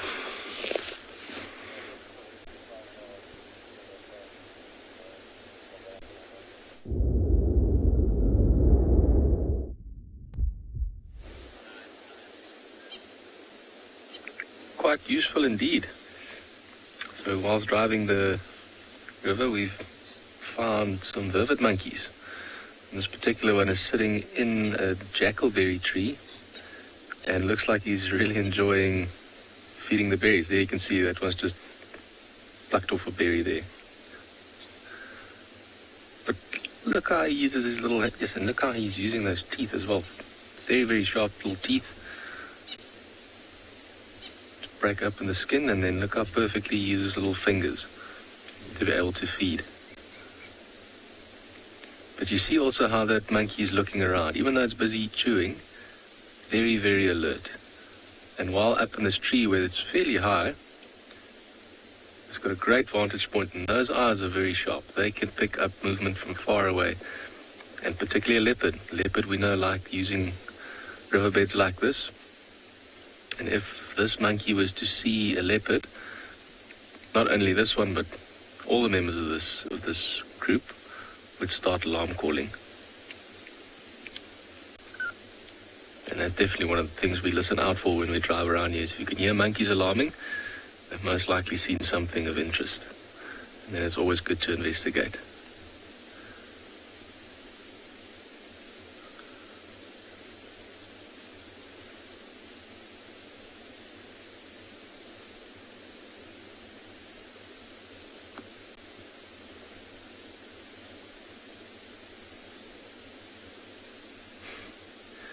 How big the feet are. Probably a bit of a itch there from a flea or something that's causing it to itch. And it's like that when often they'll go to each other and you'll see them grooming each other. And that's to help rid themselves of fleas.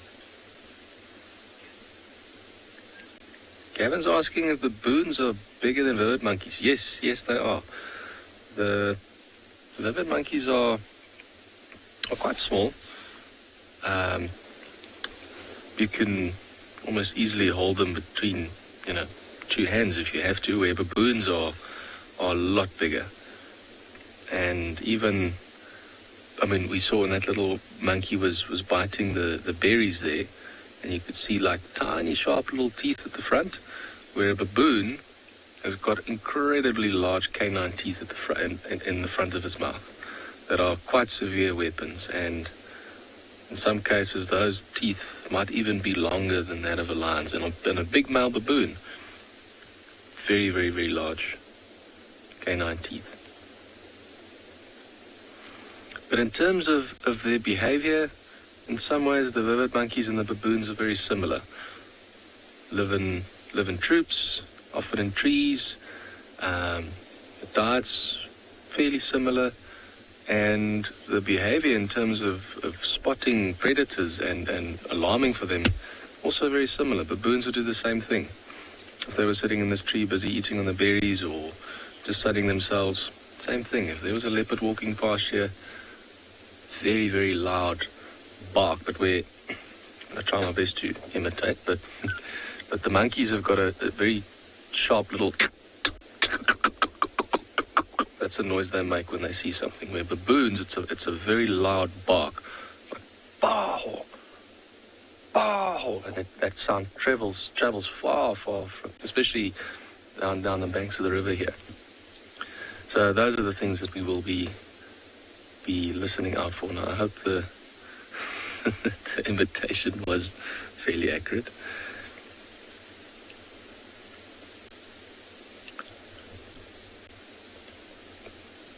I actually wish I had counted how many berries that monkey's been eating. It's very content with life at the moment. But it's eating so fast, it's almost like it's scared it's going to run out of options, or it might not have enough time to eat again. But he doesn't have to worry. This tree is full of jackalberries, and there's no other monkeys trying to steal the ones that he's sitting on.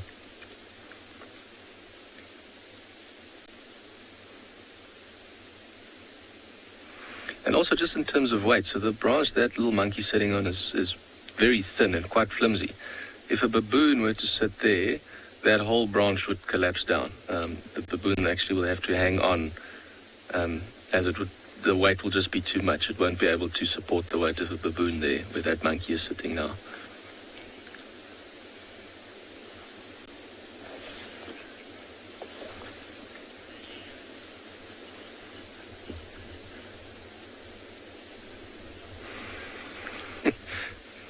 Fiona's asking, is it true that monkeys are good at throwing? How accurate they are when they throw, I don't know, but I have seen monkeys throwing. But generally, if it's something like food, they'd rather grab it and run and keep it with them than throw it away. And I've never ever seen a monkey throw a rock. But one thing that I would avoid doing is actually stopping under the tree where monkeys are sitting, because they very easily will relieve themselves when they sit above you. So I don't know if they do that on purpose. I think they do. But yeah, so that's definitely a good idea to not stand right underneath them. I think for them it's just probably very comical to think there's something below them. Maybe I should just wet them from the top.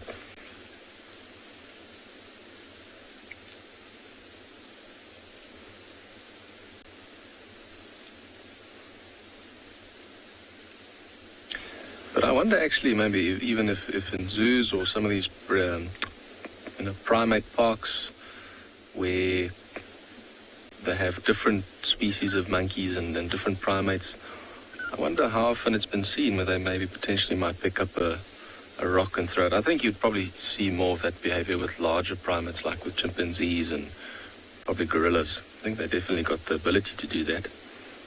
Although out here I've never seen a baboon or a monkey throw something, although I definitely am sure that they have the ability to. But you'll see now as we zoom out actually sort of how high it is where this monkey was sitting. Sort of halfway up this tree.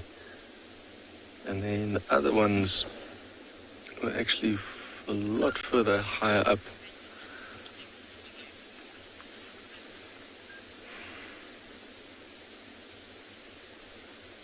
And there you can see the jackalberry tree. Alright, but I think what we're going to do is we're going to leave these monkeys going about their business feeding in this jackalberry tree, and we're going to send you over to Tswalu with a bird.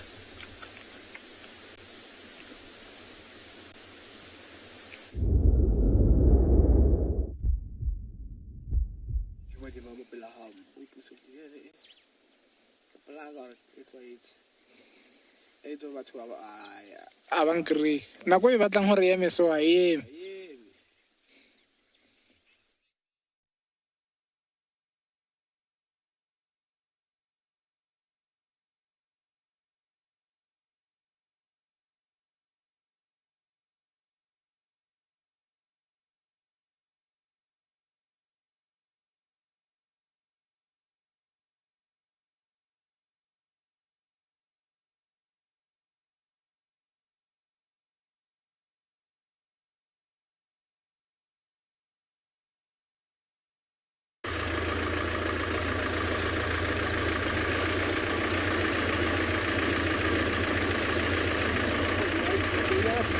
Ja,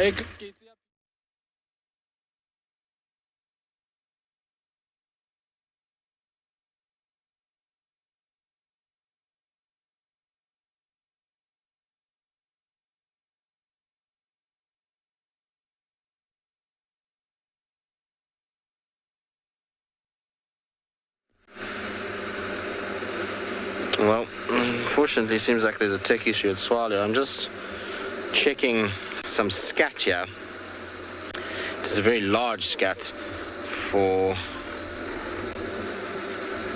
I don't know, it can't be Cara. If she's produced this, then she's eaten something ridiculously big. I'll show you now. There's hyena tracks there too, but it doesn't, hyena dung doesn't look like this. This is predator, kind of more leopards, scat. But her track is here. I was trying to follow Tavangumi's, and hers is kind of interlinking now with it. They're not together, but they're walking in same areas, just in different routes. But you can see that scat that I'm talking about there.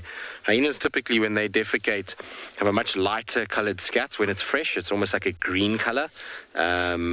It's not normally this black like you see like this. This is much more indicative of lion or leopard. But it's massive. You can see the hyenas have sniffed around here as well. Her track is here too. Cara's, it's very little. She's got a tiny little footprint in comparison to a lot of the other leopards. But I'm wondering if maybe Tavangumi didn't go there. His tummy was still quite full. And that's a fair size. That would be about right for a male leopard. That's what you would see there. So, I don't know. I don't see his track here unless the hyenas have just walked over it. I just want to double check a little bit further up the road. Like I say, her track is there, but...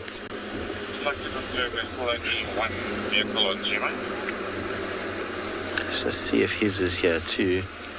Her track is very difficult to see in amongst all of that. That's why I haven't shown it to you, because it's right on the edge of grass and you can just see her toes. I've been following it from further on. any sign of a male leopard here. Maybe it's just a hyena that ate a meal, that had a lot of blood in it, and it got that more black coloration. And like I say, unless Kara ate a whole impala, which I suppose is possible, she might have had a massive meal and has just defecated a big one on the road. Could very well be.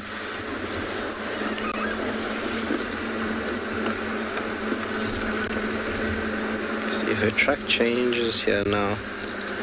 Because she was coming up in the direction I'm traveling, and then at that scat, her track is going to the scat and sniffing. And then from there now, I've lost it. She could have gone into the block, I suppose. From there, there's a Janet that's walked there. So far, it's just hyenas now that are moving along this road.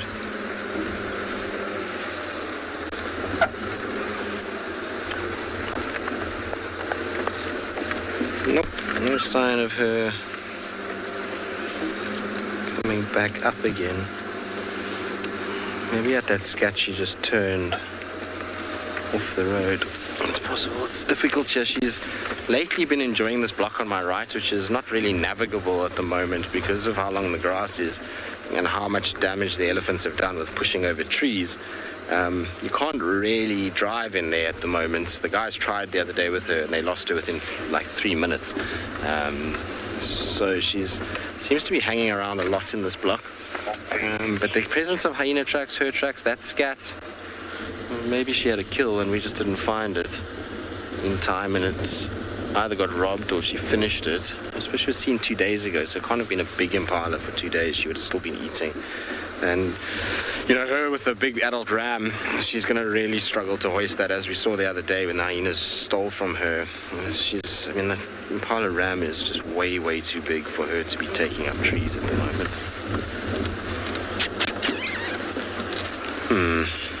I wonder. Seems like I say, she cut off on that side. There's no track here to indicate she's in this area.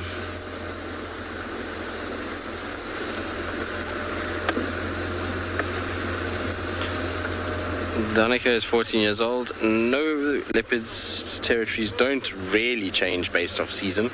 I suppose actually there's an element there that could be correct. Leopard territories can adjust because if in winter an area where they're normally utilizing, there's impala in front here that I just wanted to watch. If there's an area that they're normally utilizing that there's no water there, they can't survive there. They need to move until they find water. So I suppose a little bit, but not really. Mostly what dictates territory is access to food. So if they can't find food, they're going to move, or pressure from other individuals. So if there's other leopards that are making them move, or have given way, that allows them to change their territory. But yeah, I suppose if it's really extreme and there's no water, then they'll have to start kind of figuring out going somewhere else.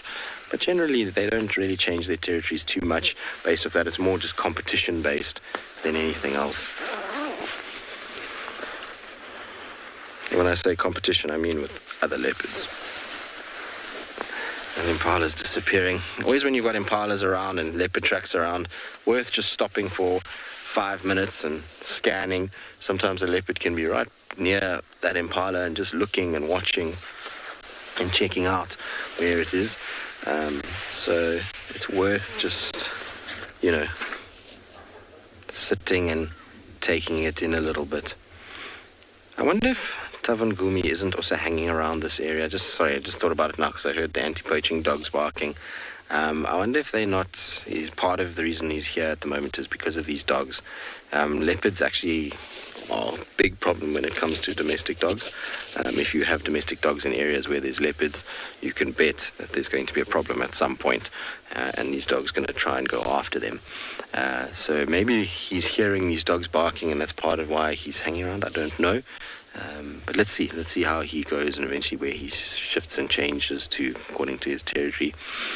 So far, he's taken a fraction of Hukamuri's kind of area and utilizing that. which I suppose is clever because there's not really any other males moving around here at the moment. All right, well, we'll continue to try and figure out where all these tracks go to and see if we can't bring out a leopard. In the meantime, let's send you across to Fred, who's bumbling.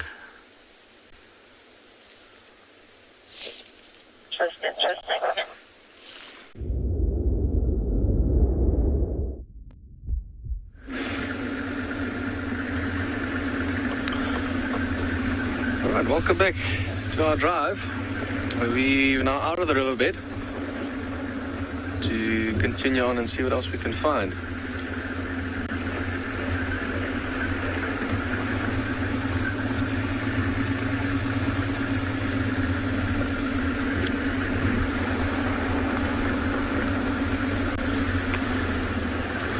Nico.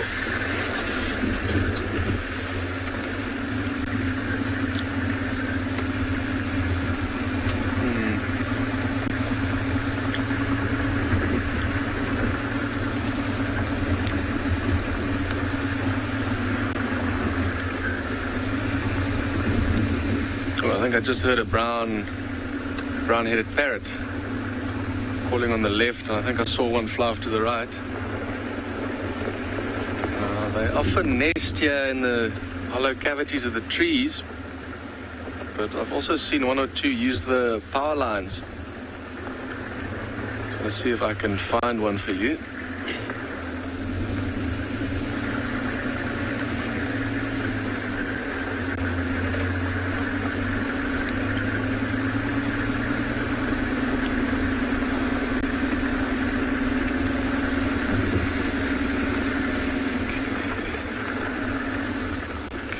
Just stop calling. I want to show you a picture in the book quickly for those of you who don't know what it looks like.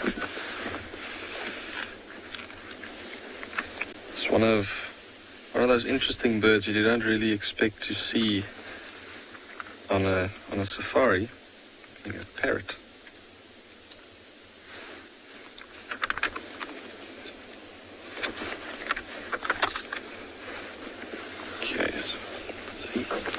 Side here.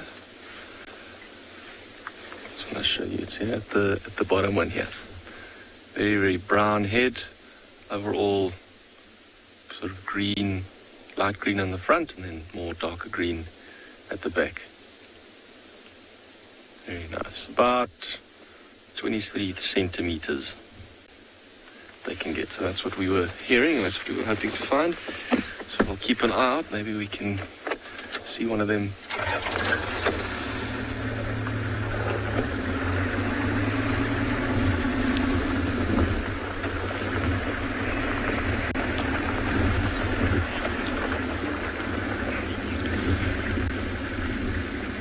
Okay. Just had to straighten my leg. Just cramping. Ouch.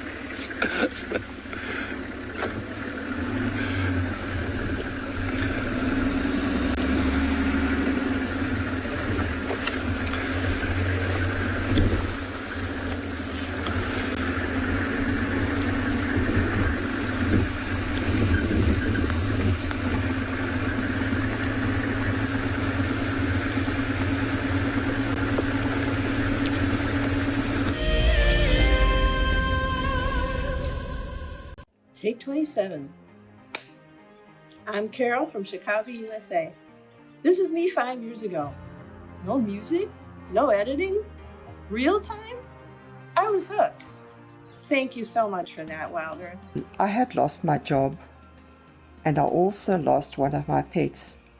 So Wild Earth has seen me through very hard times, and I just want to thank all of you for being there for me when I needed you most. We love you. We start and end our day with you, teaching our grandkids all about nature through you, your wonderful educational safaris. We really do appreciate being on safari with you, especially when it's cold and wintry in Canada. And considering we've been in lockdown for 18 months here in Saudi and I've not been able to fly back to South Africa, I want to thank you for bringing your safari back into my life every single day and night. I love it, love it, love it. The Endangered Wildlife Trust fights at the forefront of conservation. across the vast Karoo and sweeping grasslands, in remote pockets of forest, along road networks, across African skies, and in communities to conserve our wildlife and wild spaces. Help us to protect forever together. Donate now at ewt.org.za. It's a huge privilege to be in these incredible places with these amazing animals. I love filming lions. When they do get up and do something, it's always spectacular. When they are playing, are incredibly fun to watch, especially sub-adults and cubs. I love being in the bush and working in these incredible places with these amazing animals. We want to bring it to you so that you can almost feel like you're right there and be able to experience it and enjoy it the way we are.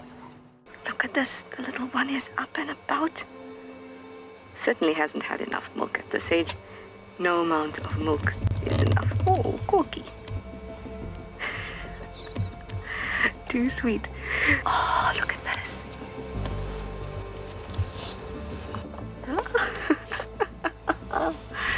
That is stunning. Tune into Wild Earth every single day. It's in your nature.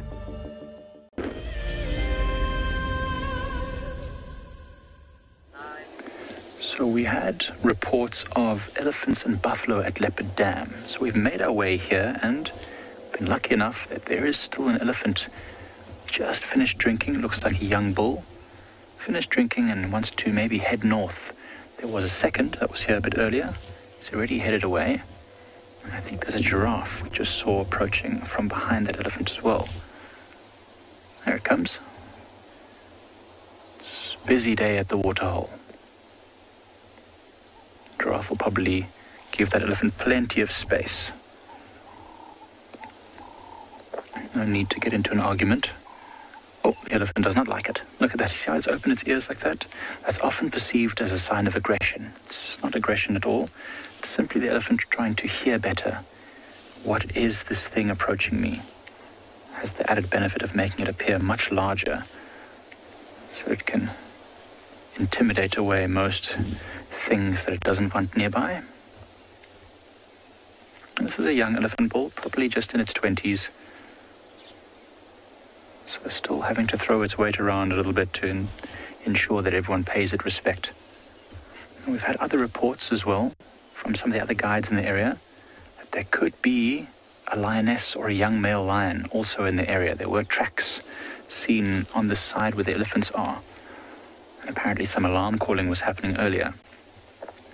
So if we do hear any trumpeting from this elephant as it moves away, it might be that it smells or sees that predator. Oh, seems like it's a bit of a standoff at the moment. The giraffe stopped watching the elephant. The elephant doesn't... Oh, here we go. Elephant's making the first move. Oh, and here comes back up. The second elephant is arriving.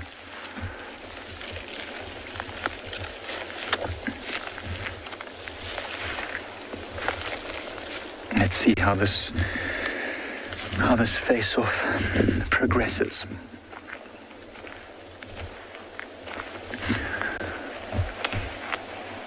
I'm actually thinking that this giraffe has spotted us. I don't think it really worries about the elephants too much. They've passed each other. Oh, I can hear rumbling from the elephants now. Having a big conversation. I don't know, you won't be able to hear that on your side, unfortunately, because it's very low.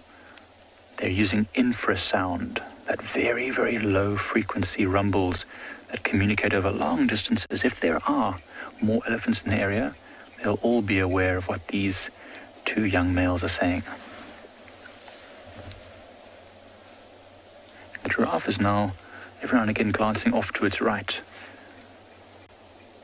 Perhaps the others are approaching from there. The buffalo have long since passed, unfortunately, it looks like. There are tracks and signs of them all around us. There's some fresh dung and all sorts of things, so it looks like the buffalo already came to have a drink.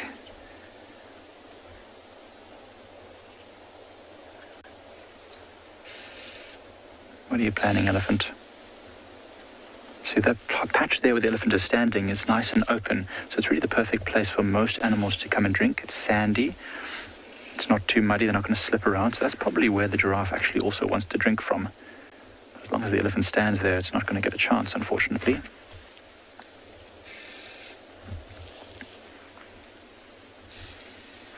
We do have to be wary ourselves on this side, because this, where we're standing now, is also a popular spot for the elephants to come down and drink. Plenty of dung all over here and tracks, as you can see, from the elephants as they come down to another fairly open patch with nice sandy ground. And there's the the buffalo dung just off to the left. They're very, very fresh stuff. So the buffaloes were here a bit earlier, and that hasn't developed a crust over it. So it was either very early this morning or yesterday evening.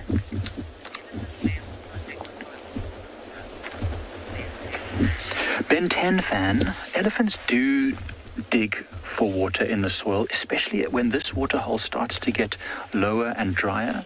This elephant bull that you're seeing right now will probably start to dig in the sandy soil at the inflow of this dam, this leopard dam, to get to that fresh filtered water, because this water will become muddier and muddier as the season progresses and it gets colder and the water level drops. Also, waterholes like this all over southern Africa have a tendency to accumulate bacteria. This elephant is going to chase the giraffe. Nope. Never mind, he just picked up a bit of speed as he came down the hill. So also, because these waterholes tend to accumulate bacteria from all the urine and the dung that's dropped in it, you'll find that elephants or other animals will also dig to avoid those bacteria in the water.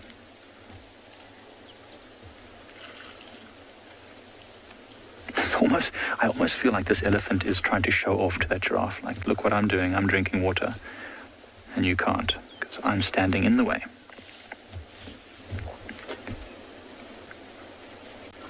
Remember, now with this dry time of year, these elephants will drink a lot. Maybe up to 200 liters of water every single day.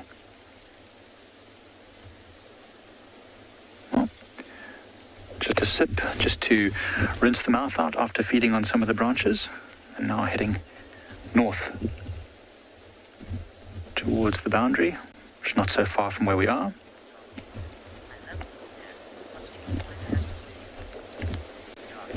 Darcy, I agree with you. There's always something going on here. And if there isn't anything going on right at the moment, there's always signs that something had just happened. Like the buffalo dung that we were seeing. But yeah, there's always something going on. A pied kingfisher flew across just now, which is the first time I've seen a pied kingfisher here. The dam wall always has lots of sheltered things. There's always monkeys there, plenty of fruit trees around. Gert and I have been surprised on numerous occasions by elephants that pop around the corner as well. So it's really an awesome place to go and spend a bit of time. Well, we're going to stick around the dam for the rest of the morning, I think. And just see what else comes down, because it is warming up now. It's coming up to 9 o'clock, I think. So this is the time when maybe a few more animals will start coming down to try and get to that thirst-quenching water before it gets very hot. I suspect it's going to be very hot this afternoon. Well, Tristan's also just got into a waterhole, so let's send you over there to see what he's looking at right now.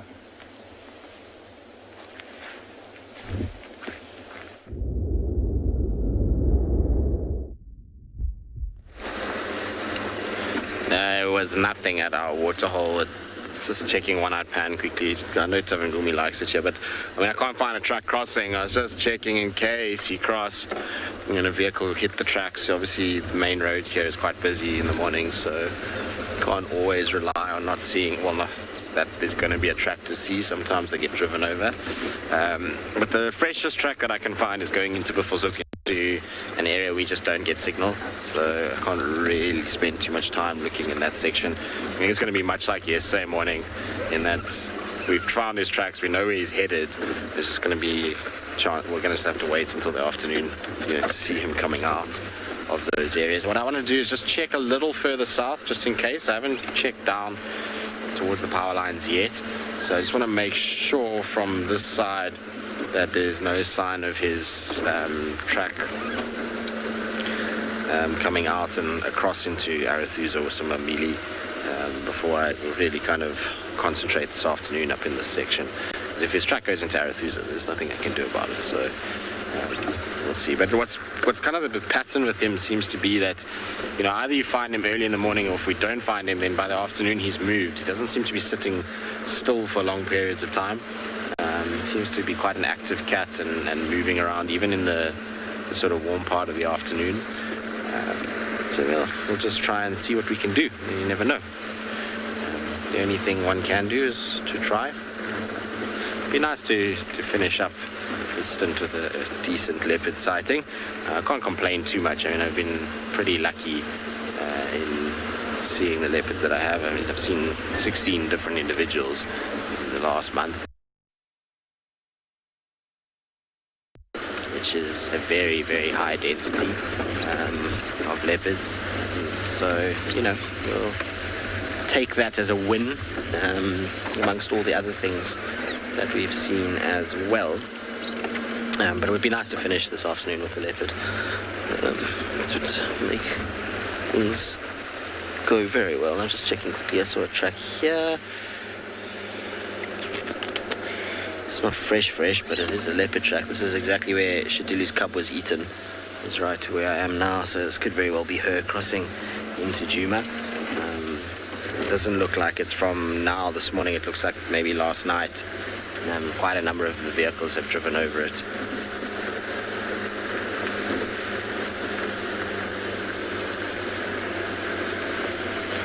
Williamson, who's the sneakiest leopard I've ever come across? Oof, I mean, there's a few of them that were always very similar in their behavior. Mulawati is high up there. We catch him every now and then, and he's getting better, but given that he's been around this area for almost 2 years now, the fact that we've only had him on a kill twice is astounding to me, and shows that he's got an element of sneakiness to him, that his kills are not found regularly. He's a big leopard and he's going to be eating big things.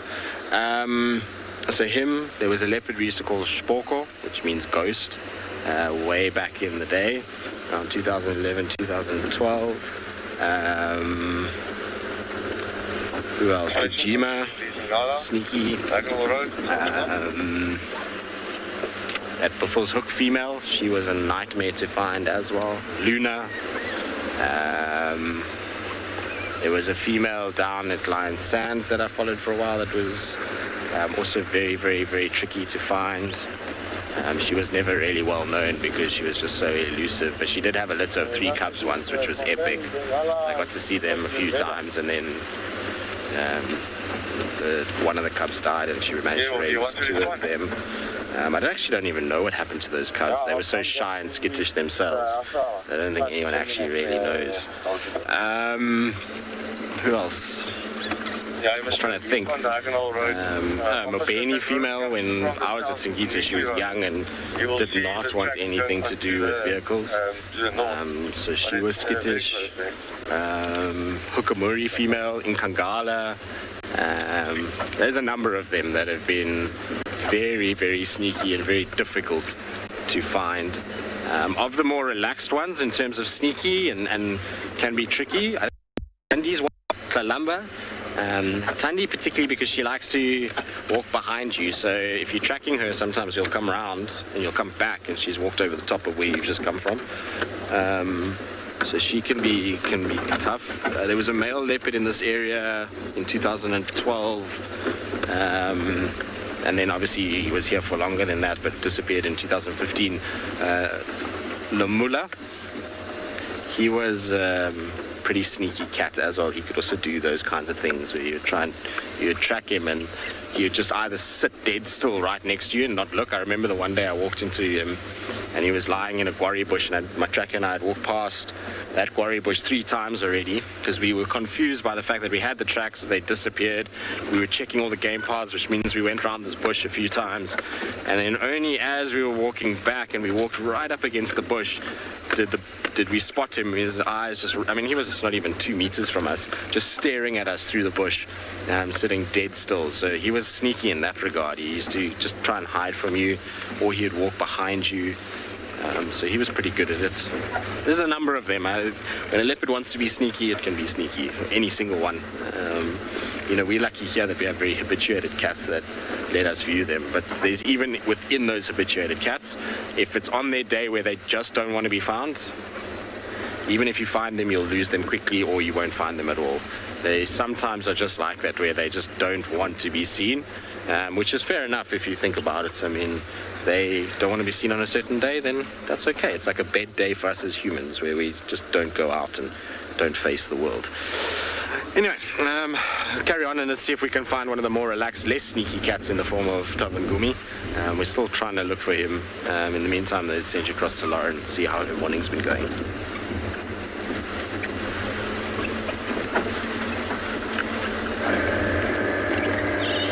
Exactly, Tristan. If a leopard does not want to be found, it will not be found. So a little update from my side. It wasn't actually Shasha, it was Batman, aka Kuchava's son, who will receive a beautiful name. Vultures are still here, chosen by you all this afternoon. But unfortunately, our Chitwa mast is not working. Rather unfortunate. So we've came all the way back into central Djuma. I want to check out the water buck carcass and see what this, not that I think there's going to be much leg, but I want to see what is happening on the ground here. So wouldn't it be lovely if we could actually have Kuchava's son this afternoon for the naming, and then we can tell him to his face the name. It'd be great. Okay, bear with me. All the vultures are still around, so something has to be going on.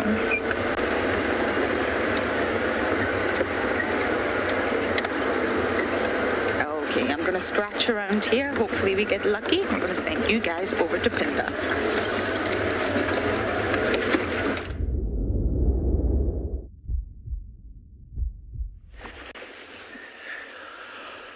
Alrighty, welcome back everyone. We have done some big loops searching for these lion, and unfortunately we couldn't find any, but we've got another very special sighting here. We managed to find this white rhino just feeding slowly in the grasses here. You can see how tall the grass is and how that white rhino is actually just the back sticking out of it. But a beautiful sighting nonetheless. From where we are now, it looks like this is a bull by itself, but it is quite tough to tell from where we are at the moment. Is now in a bit of a sea of grass, and a good place to be if you're grazing on different grasses.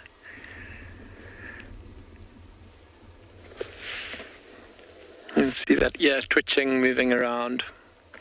So white rhino have an excellent sense of hearing. And while he feeds through this grass now, those ears will be on constant alert to see if they can hear anything approaching.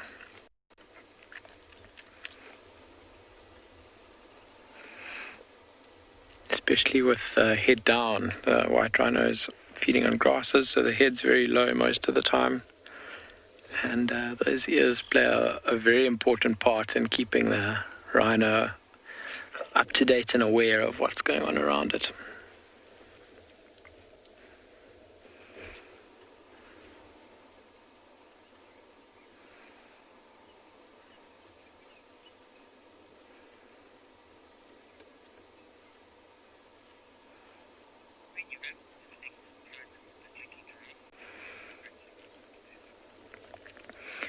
We are going to send you across to Pridelands quickly for a drinking giraffe.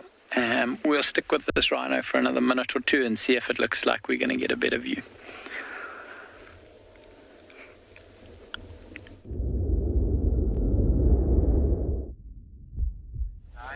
So as you can see, this giraffe is a big male giraffe, the one that we saw trying to get past the elephants earlier. The elephants have moved off, so the giraffe is taking this opportunity to have a big drink. Look at this. Wow. The guy has to stretch his legs super wide to reach that head down to the water's edge. Watch when he stands up. Watch this. Having a deep drink. Oh must be very thirsty. I don't often see them with their head down this long.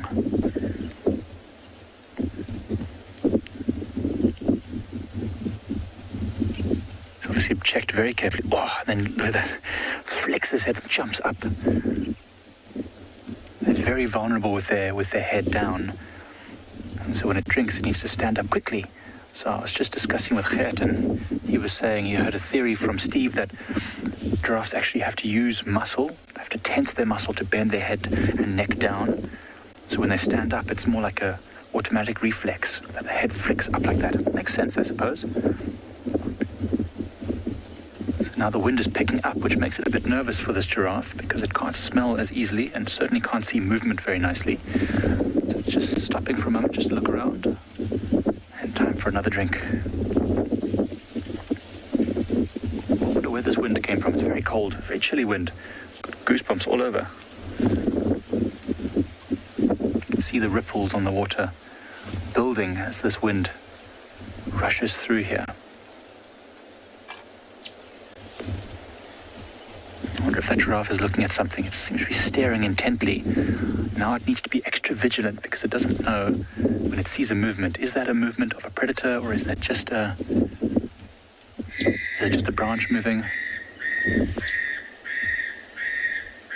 There's a grey-headed bushshrike making a lot of noise behind us.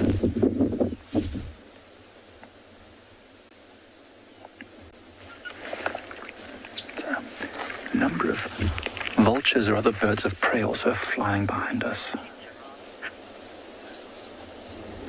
A horse lover, it is a crouching giraffe, quenching its thirst. It looks very uncomfortable. It's about the most uncomfortable animal I've ever seen trying to drink. But with that body shape, it's almost impossible to do it any other way. Some of them don't have such a wide stance, though. I've seen other giraffes just bending their knees, so to speak, rather putting their feet more forward. But they both look super uncomfortable, to be honest. Neither looks very fun. Definitely keep staring off in that same direction. Now, we told you earlier that there could be a lioness or a young male lion somewhere around here. And it's looking towards the inflow of the dam, where we know these animals do often hang out. Just stood up now just to check.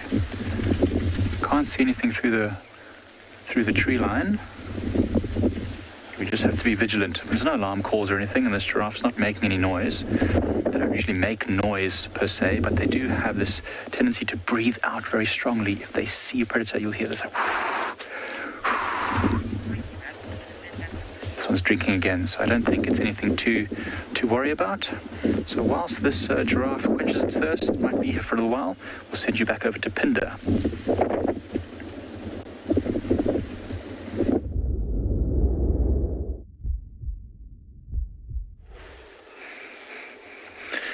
We don't have too many changes for you over here, but this rhino is still beautifully just carrying on, slowly moving through the grass veld.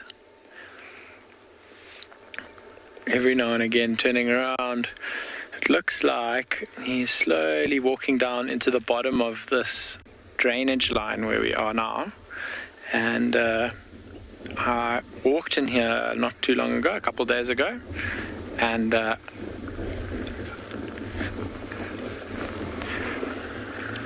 there are a couple of mud wallows down there, so I'm sure as the day goes on he'll go down and have a little mud wallow there, maybe have a bit of a drink, but that's most likely why he's moving down in that direction.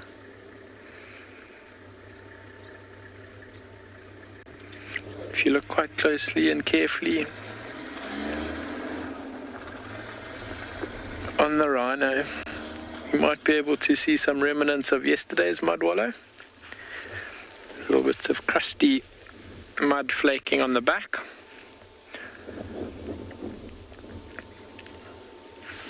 And white rhino tend to go down and drink and wallow in the warmer parts of the day. We were discussing this morning about black rhino and when they drink, and potentially a nice last segment for the day. which will be in the evenings as it starts getting dark. Lucy, there are a couple differences between white and black rhino. So there's, for starters, no color difference. I know lots of people come and say, but that rhino's black and this one's white, and I don't know.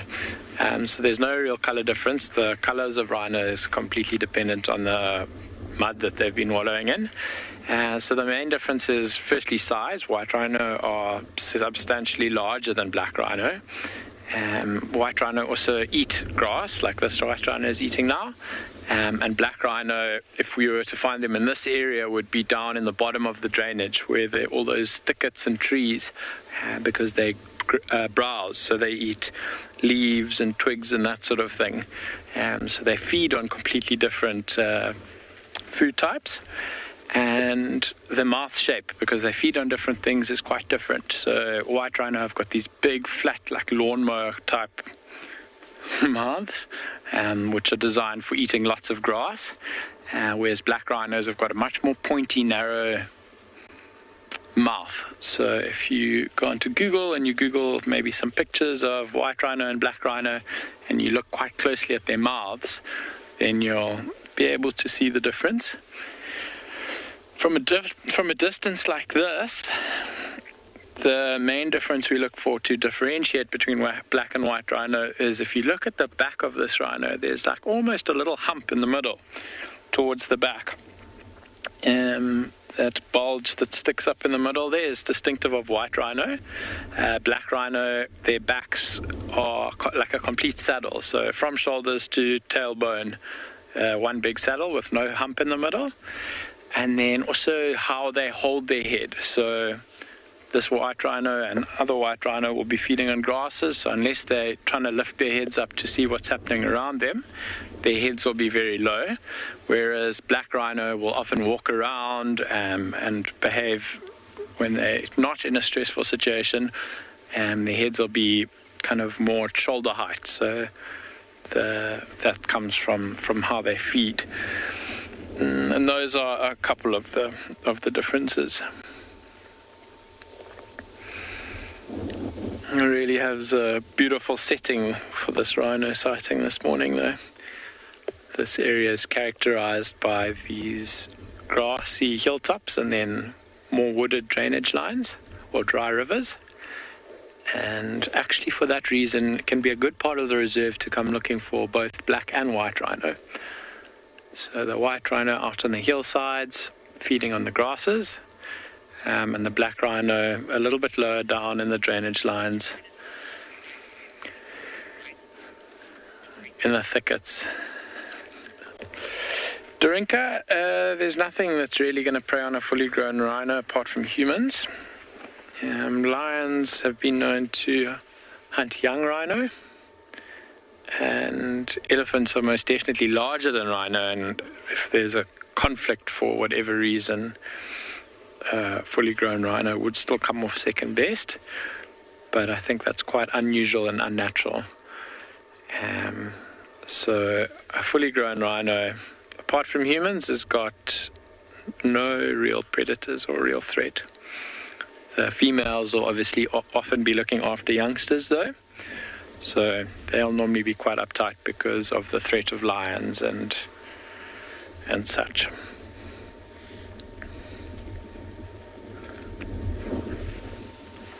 You can see this rhino is now turned around and he's actually facing back towards us, so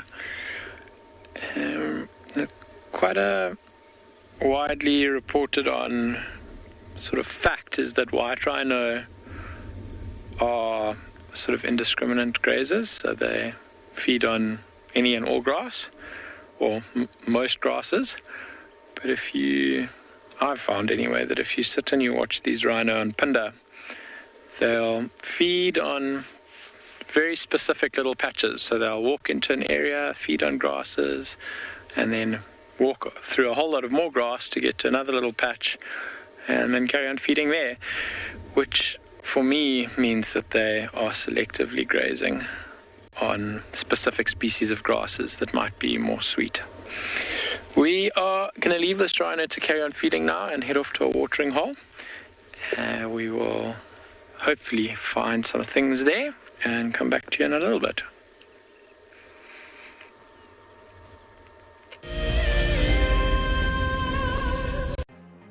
Kuchava's cub has reached the strong and healthy age of 18 months and is long overdue a name, which is why we would like you guys to help us with selecting a special name for this special cat. There will be 3 options for you guys to vote on, the first being Tsemba, which is trust, Jigisa, which is to turn, and Hluri, which is to be cautious. Now, of course, you, our loyal viewers, are an integral part of this, so we would like you to head onto our Twitter page. There is a poll that has been created there where you can vote, or you can send an email through to finalcontrol@wildearth.tv and select which name you think suits our boy best. Now, you will have to hurry though. We only have 24 hours to vote because we will be announcing his name on tomorrow's Sunset Safari. For many years, Wild Earth has taken viewers from around the world to the Mara Triangle, a place of majestic beauty and abundant wildlife. But it wasn't always like this. Before 2001, it was infested with poachers. Illegal harvesting and hunting was rife.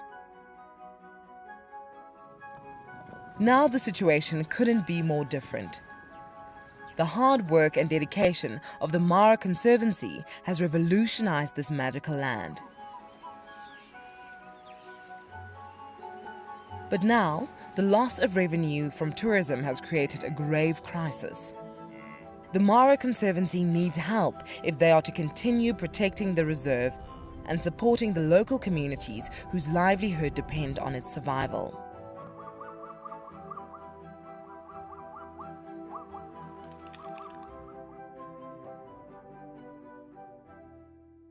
My name is Steve, and one of my favorite things at Wild Earth is getting questions from you. The type of questions that I really like are those ones that really help us to unpack and understand and really integrate the ecological knowledge and fully appreciate the importance that animals such as these Cape buffalo bring to the ecosystem.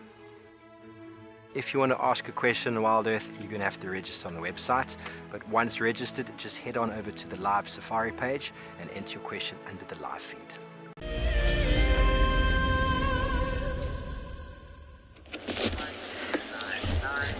As you can see, another group of elephants has come down, this time a much larger group of bull elephants, including some fairly large individuals who are much older than the 2 that we saw earlier.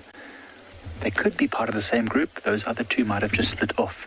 But you can see having a nice drink there on the sunny side of the dam. There's about 5 or 6 of them, maybe more, 7 or 8 even. It's a lot of them. It's a bit too cold. We thought that they might come into the dam itself and actually have a bit of a swim, but it might be a little bit too chilly at the moment for them. All coming down from the northern boundary.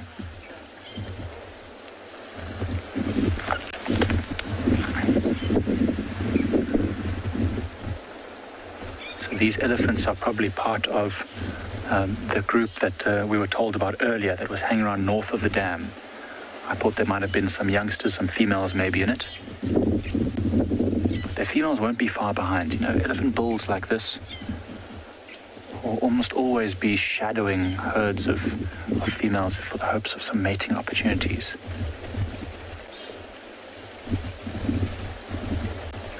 Look, you can see the size difference between those 2 over there. The one on the right is far, far larger. I would estimate that elephant to be approaching its 30s now. It's in its late 20s, maybe approaching its 30s. The one behind still young, maybe not even 20 yet.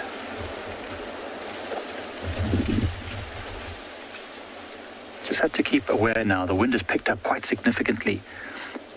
So although we're standing in a fairly open patch here, there are some thickets nearby to us, and elephants are incredible animals. You can see, even though they're so massive, when you watch their feet as they walk, especially on the banks of this waterhole now, you can really see when they put their feet down, how their feet spread out, and that just smothers all the noise of any branches that they might step on and crack.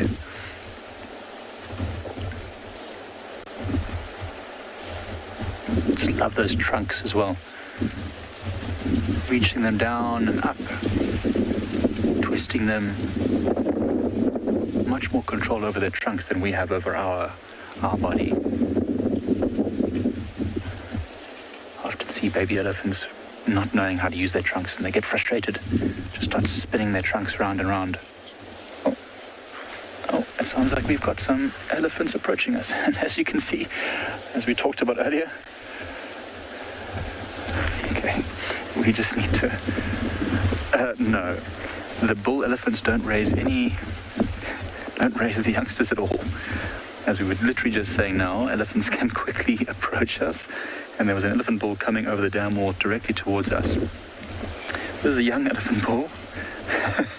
And no, the elephant bulls don't have anything to do with raising the youngsters for the most part, until the young elephants reach probably their mid-teens and they get kicked out of the group by the females, the male elephants.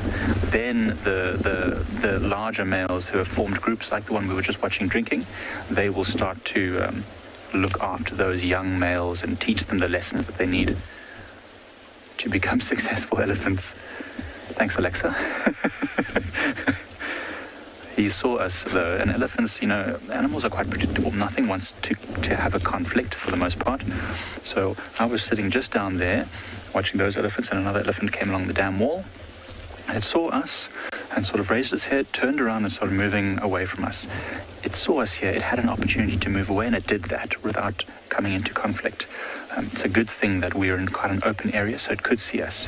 If this was much thicker here, it might have come very close with this wind not being able to smell us or hear us, and that would have been a different story. If we were very close to it when it saw us, it might have felt threatened and have to try and chase us away. So that was good the way it happened. That elephant's gone back that side of the dam. These ones are going to drink. It's going to rejoin the rest of its crew. I'm sure they're going to head north again, or maybe into the drainage line to have a bit of a drink. Not a drink, to eat the fresh material.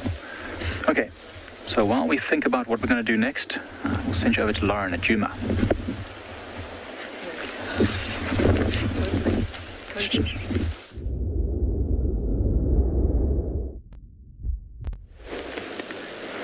Look at this incredible perspective we have of a hooded vulture.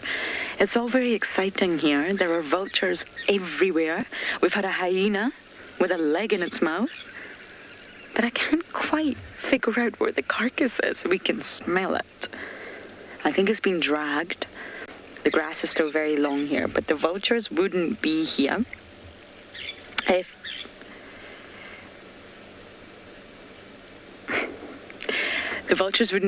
there wasn't anything left for the taking. So there's Elton, I think you're maybe using the wrong comms. So yes, the vultures wouldn't be here if there wasn't something left to eat. So they're here, there's something around, but they're not on the ground, which is telling me that something is on the ground, be it a lion or a hyena. And I think it's the hyenas. We've seen one who clearly got lucky with a leg bone, but I can't figure out where the rest is. Now, this is an adult hooded vulture. You can see the hood going around the head is white. The immature, the juveniles, the hood is completely brown. The hood is completely brown. And I love the hooded vultures. They're smaller, they're the smaller species, but they're so feisty and fierce right above us.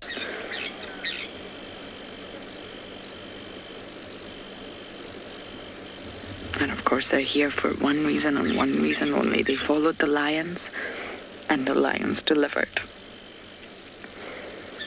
I really hope we can get more hyena action for you all. Oh, you're saying look at those lashes. Eyeliner, I think. Beautiful white eyeliner, almost like it's from the 70s. It's incredible. It's such a beautiful view we've got here. But just look at that beak. Look at the way it curves downwards to an incredibly sharp point. And this is exactly how the hooded vultures survive, because amongst the vulture species that we do get here, there definitely is competition. And the hooded, as I mentioned, they're really not the biggest of the species. So because they've got that sharp beak, normally they run in on their very, very flat feet. Vultures have very flat feet because they spend a really large deal of time on the ground, and they try and snatch up whatever they can. It's the white backs that you normally find in huge numbers, not so much the hooded. But what I noticed yesterday was that we had a lot of hooded vultures around. They are the most common. Hello, you're really pretty. They're the most common species that we get here, the hooded and the whitebacks.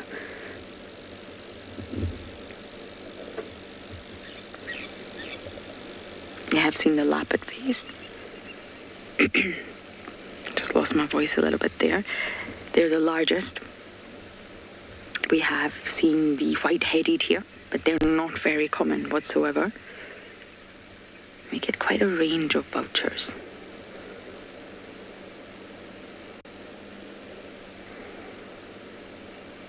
And due to that really sharp beak, they feed on the softer organs of the carcass. And they feed on the eyes or intestines, the softer parts of the carcass, easier parts to just get and go. Sorry, Elton, can you repeat that question?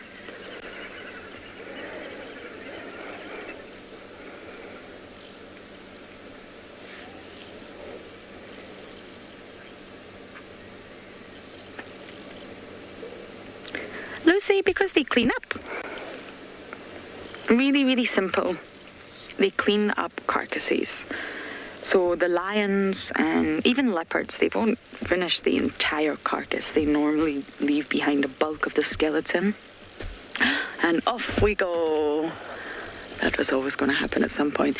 The bulk of the skeleton and horns and hooves and skin and potentially a little bit of meat. So hyenas and vultures come in and they clean up. They crunch through the bones, they remove the skeleton, they finish up everything almost except the horns, really. And this gets rid of the carcass from the environment. You don't want to have carcasses all over this beautiful environment out here. It would get very smelly, dirty, and disease pathogens would spread.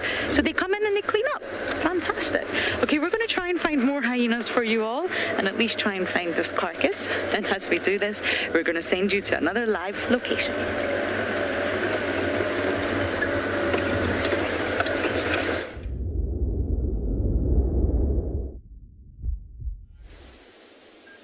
So we managed to find a single elephant bull here in the riverbed, and looks like he's found a shady patch where he's dug a nice hole, and you can see every now and then he's using his trunk to drink there.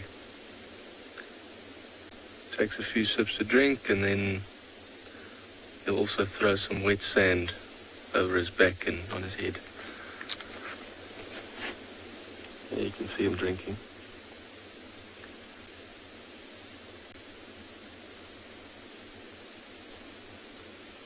He's lifting up his trunk like that. It also might be smelling something.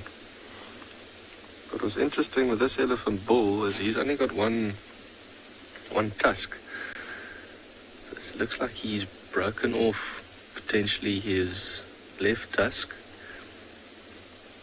which is something that can happen with elephants, especially as the bulls get older and the tusks get a little bit larger. Then they can, if they use it in a certain way with the leverage, maybe pushing too hard against a tree or trying to dig for roots or whatever the case may be, depending on the size of the tusk, they can actually break them off. And there's also the chance that, you know, one of the tusks just didn't develop properly, so you've only got like the one tusk that grew, and the other one is maybe just like a little tiny little tip that's just under the lip that you can't see. And that's also a possibility. We came across this bull yesterday, and he is in must. You can see the sides of his head is wet, but also he's been dripping urine from out his penile sheath, so between his back legs are wet, and you could smell him if you're downwind. It's like a very acidic smell. It was like a musky smell. And when we went past him, he was on the bank a little bit higher up, and he clearly was looking for a fight, so we had to just move out the area. I think he also had the height advantage, probably felt that we were a lot smaller than we were. So he came down the bank and we just continued along the river. So we're watching at him now from a nice distance away, using the zoom of the camera, because here in the sand, I don't want to take any chances with him.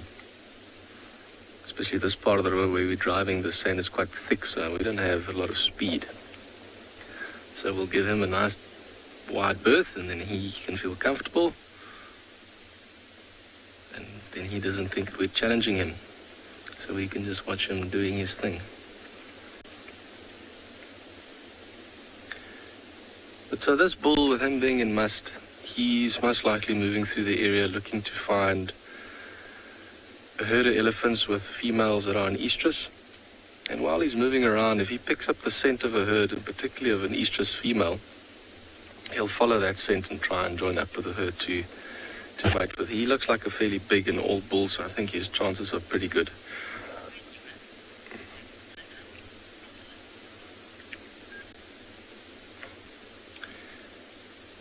But at the moment, I don't think he's got a herd on his mind. I think he's just enjoying the nice cool water there in the shade. I think what we'll do is we'll leave this elephant for now. And in the meantime, I'm going to send you over to Pinda.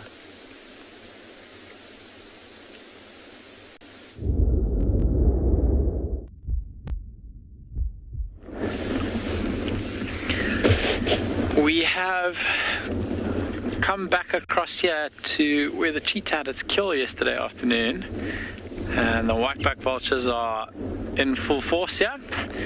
There are a couple on the ground squabbling. Unfortunately, we can't see them because the grass is so long, but there are also a number that are perched. That one that was perched is just, I thought, perched beautifully there. We've got a couple of battaliers somewhere overhead as well, but those ones don't seem to be coming down onto the ground. But I think with what was left on that carcass yesterday and the amount of vultures here, even though it's not that many vultures, they are big birds and can consume quite a lot of meat. So I'm sure the fact that they're mostly up in the trees now means that the carcass is mostly done.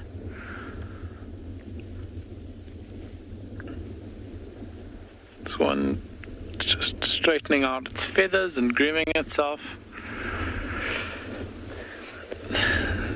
I'm sure these vultures now, as the day starts warming up, will start taking to the wing. The battaliers that I mentioned that have been flying around are happily gliding around on the wind and the thermals that are already in existence.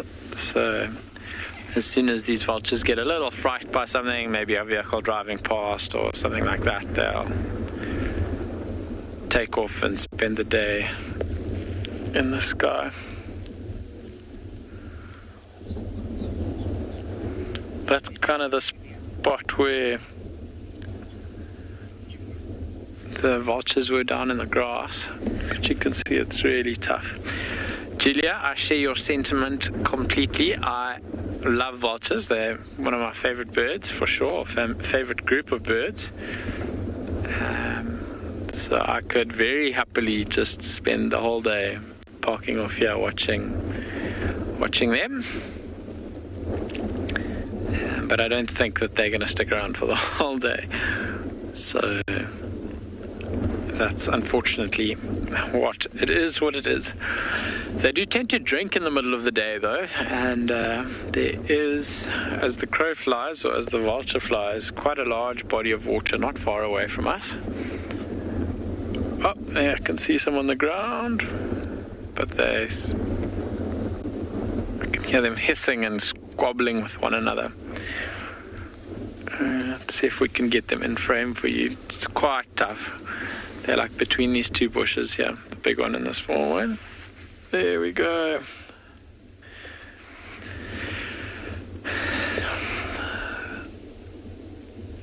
those are the ones that are busy picking the carcass clean. Yeah, so as the crow flies, that water is probably, I don't know, 500 meters, 600 meters from where we are. So I'm sure at some point, probably in the heat of the day, they'll head across that way and have a drink of water.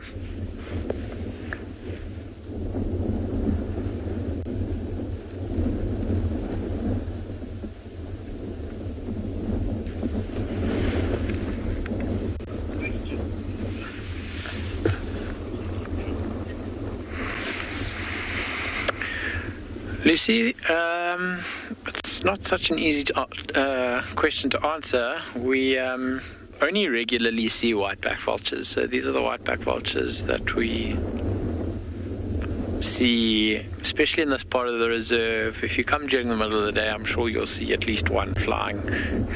We know there's a couple of roosting sites, a couple of large trees where they roost. So if you're coming earlier in the morning, they might be roosting. But we also have seen a number of other vultures here. There was a whiteback vulture seen here in a Cape vulture, in hard lockdown, which was very unusual, but very cool. They're very similar looking to the whiteback vulture, but quite a lot bigger. And usually live in areas, they live in colonies up on cliff faces. So there's no real area here for them to nest and to colonize, but they do travel massive distances, so anything is possible. And then I've never seen a white-headed vulture here. I'm not sure if you do get them, but lappet-faced has been seen here. Hooded vultures have been seen here, like the one Lauren was with a little while ago. So you do get lots of them here, and I think it's mainly because they travel such great distances. But at any given point in time, I'd say the only vulture you can expect to see or hope to expect to see would be the whitebacks. And here we are sitting with, how many are in that tree? 2, 4, 6, 8, 10, 12, 13, 14, 15, another 5 or 10 on the ground, 20, 25, maybe more birds, which is really cool to see.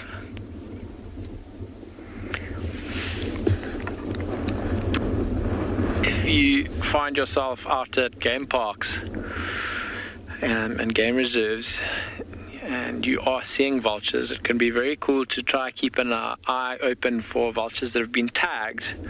So because vultures are so threatened and because their numbers and population sizes are so low, there's a lot of research that gets done on them. Oh, is it going to come in here and land? That was epic. That was so cool. And the tags have generally got little, so they brightly colored little tags that fit onto the, if you had to imagine the elbow joint of the wing, that's where you can usually see them, or on the middle of the back. And they'll either be bright yellow or bright orange, and it's actually quite helpful to report sightings like that. So if you can take a photograph of them, the Endangered Wildlife Trust and Valpro does a lot of vulture research. Vulture's paradise, Rob. Yep, there's all the predators that live here, which means lots of carcasses and a nice large protected area for them to inhabit. The problem with vultures and protecting them is that they obviously are not going to abide by any fence or area limiting them to a specific area. So they'll travel throughout the country and they can come into conflict with a number of different things. Poison carcasses, power lines, wind turbines, all things that are unfortunately killing lots of vultures. We are going to send you across to Tswalu now. I think we are going to carry on along the road and see if we can find these cheetah again. But I'm not going to hold my breath. I'm not sure exactly where they would have gone now.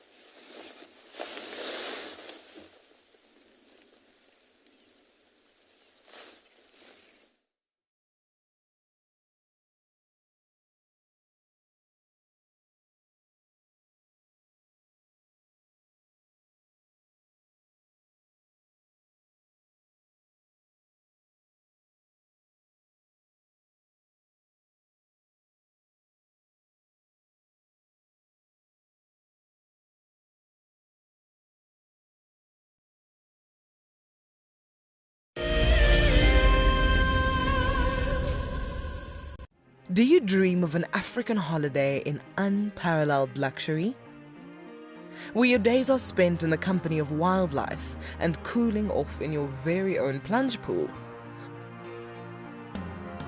Well, this month's prize may be the one for you.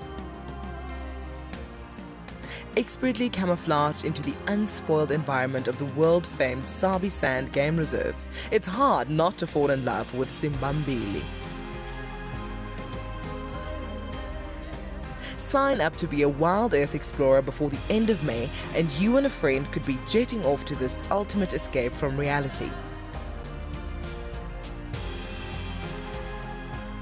A luxurious safari and spa getaway wrapped up in one impressive package.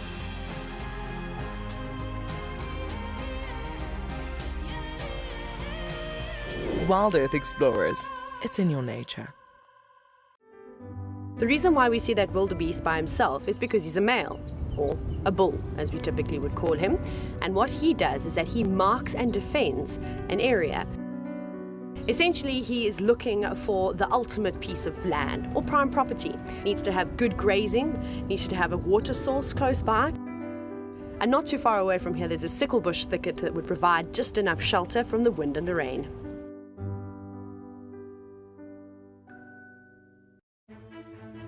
Hi everyone, my name's Daniel Fisher and I'm going to be your guide this afternoon. I'm looking really forward to taking you through and showing you all the beautiful places here at and beyond Ngala.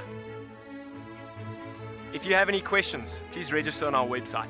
Once registered, go to the live page feed and post your questions underneath the live feed. Join me on my next safari through and beyond Ngala on Wild Earth. Send me live questions through the Wild Earth website and I'll answer them live from the African bush. The croc is still holding another one there. It's holding from the hindquarters. I would really want. The wildebeest cross is trying. The croc is holding the tail. It's holding tight. Oh no. Goodness me.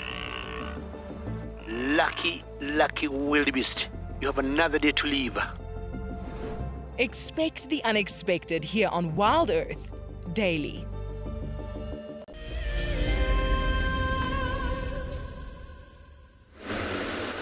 Well, unfortunately, not much luck this morning. We haven't been able to find any more signs of Tavangumi. Last tracks are kind of around Sydney's Dam area, so we'll try again this afternoon, see if he comes out and about. Otherwise, it's gotten quite windy, actually, which is never the greatest weather for game viewing. A lot of the animals are quite susceptible to the wind and are not huge fans of it, and they typically then try and find somewhere to go and kind of hide out, essentially, and just stay out of the blustery, kind of horrible, noisy wind that's dangerous for them. Obviously, at the end of the day, if it's windy, they can't actually hear what's going on. Anyway, just a reminder, since we're finishing up this morning, just about Kachava's cub's name. For those of you that do want to participate, there's 3 options. You can just go to Twitter and kind of answer on the poll there, or you can send your choice to Final Control at wildearth.tv. Then let us know. But remember, you've only got until 3 o'clock this afternoon to cast a vote, otherwise it will not be counted, and we'll then announce his name later. So that's the plan for today, which will be nice. It'll be nice to finally settle on something for him. He's obviously been nameless for far too long. Normally, like I said, they get named at a year old, and he's almost 18 months now, so it's 8 months overdue. It's a long time. I think it's because he doesn't get seen enough that everyone just kind of ignores him a little bit. Hello, warthogs. I wonder if they're going to stay still or if they're going to run. Often they don't stay still and just run away. There we go. Quite typical. These two are here all the time. I'm surprised they still run from us, given how many vehicles these two must have seen. And they're here every single day, and there's cars constantly going up and down to Timbeta. But yet, as you can see, shy and nervous. And part of that will be today is with the wind. The wind is not pleasant. It's gusting. so they're going to be a little bit more twitchy than normal. In fact, all the animals will be. I suspect a cold front is on its way. When you get wind like this early in the morning and blowing as strongly as it is, that often means that cooler weather is coming through at some point. So I wouldn't be surprised by this afternoon if it's still blowing, that a cold front settles in this evening. We often, like I say, get this preceding a cold front. It's my least favorite conditions out here. I don't mind if it's kind of overcast, but if the wind is really howling, it can make for a tough day. Anyway, as you can see, there's an impala there that's also quite twitchy. A lot of the animals will be, like I say, that's going to be the story of the afternoon. Hopefully at some point though, it'll be a little busier this afternoon. Maybe we'll get lucky and we'll get some ellies coming out, or potentially one of the cats. Like I say, it'll be nice to have a leopard just to finish off this particular stint for me, as this afternoon will be my last drive for a little bit, so it'll be good to try and catch up with one of them. And like I said, we know where Tavangumi roughly is. It'll just be a matter of doing the same loops we did this morning in the hope that there's a fresher track to follow, so that will be kind of the plan. Otherwise, maybe another leopard pops out somewhere. There's lots of them around here.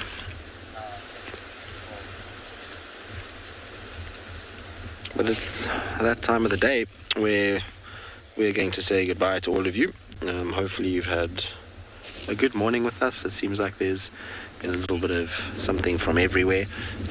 While it's been quiet on Djuma, it seems like the other locations all came to the party, which is the nice part about having so many different parts of South Africa, is that there's so much variety these days. And I sometimes look at the drive highlights and think back to the days where it was just the 2 feeds from Djuma and we used to have quiet days. It's a very, very different story now. Anyway, from all of us, it's been an absolute pleasure. We'll see you all this afternoon on the Sunset Safari.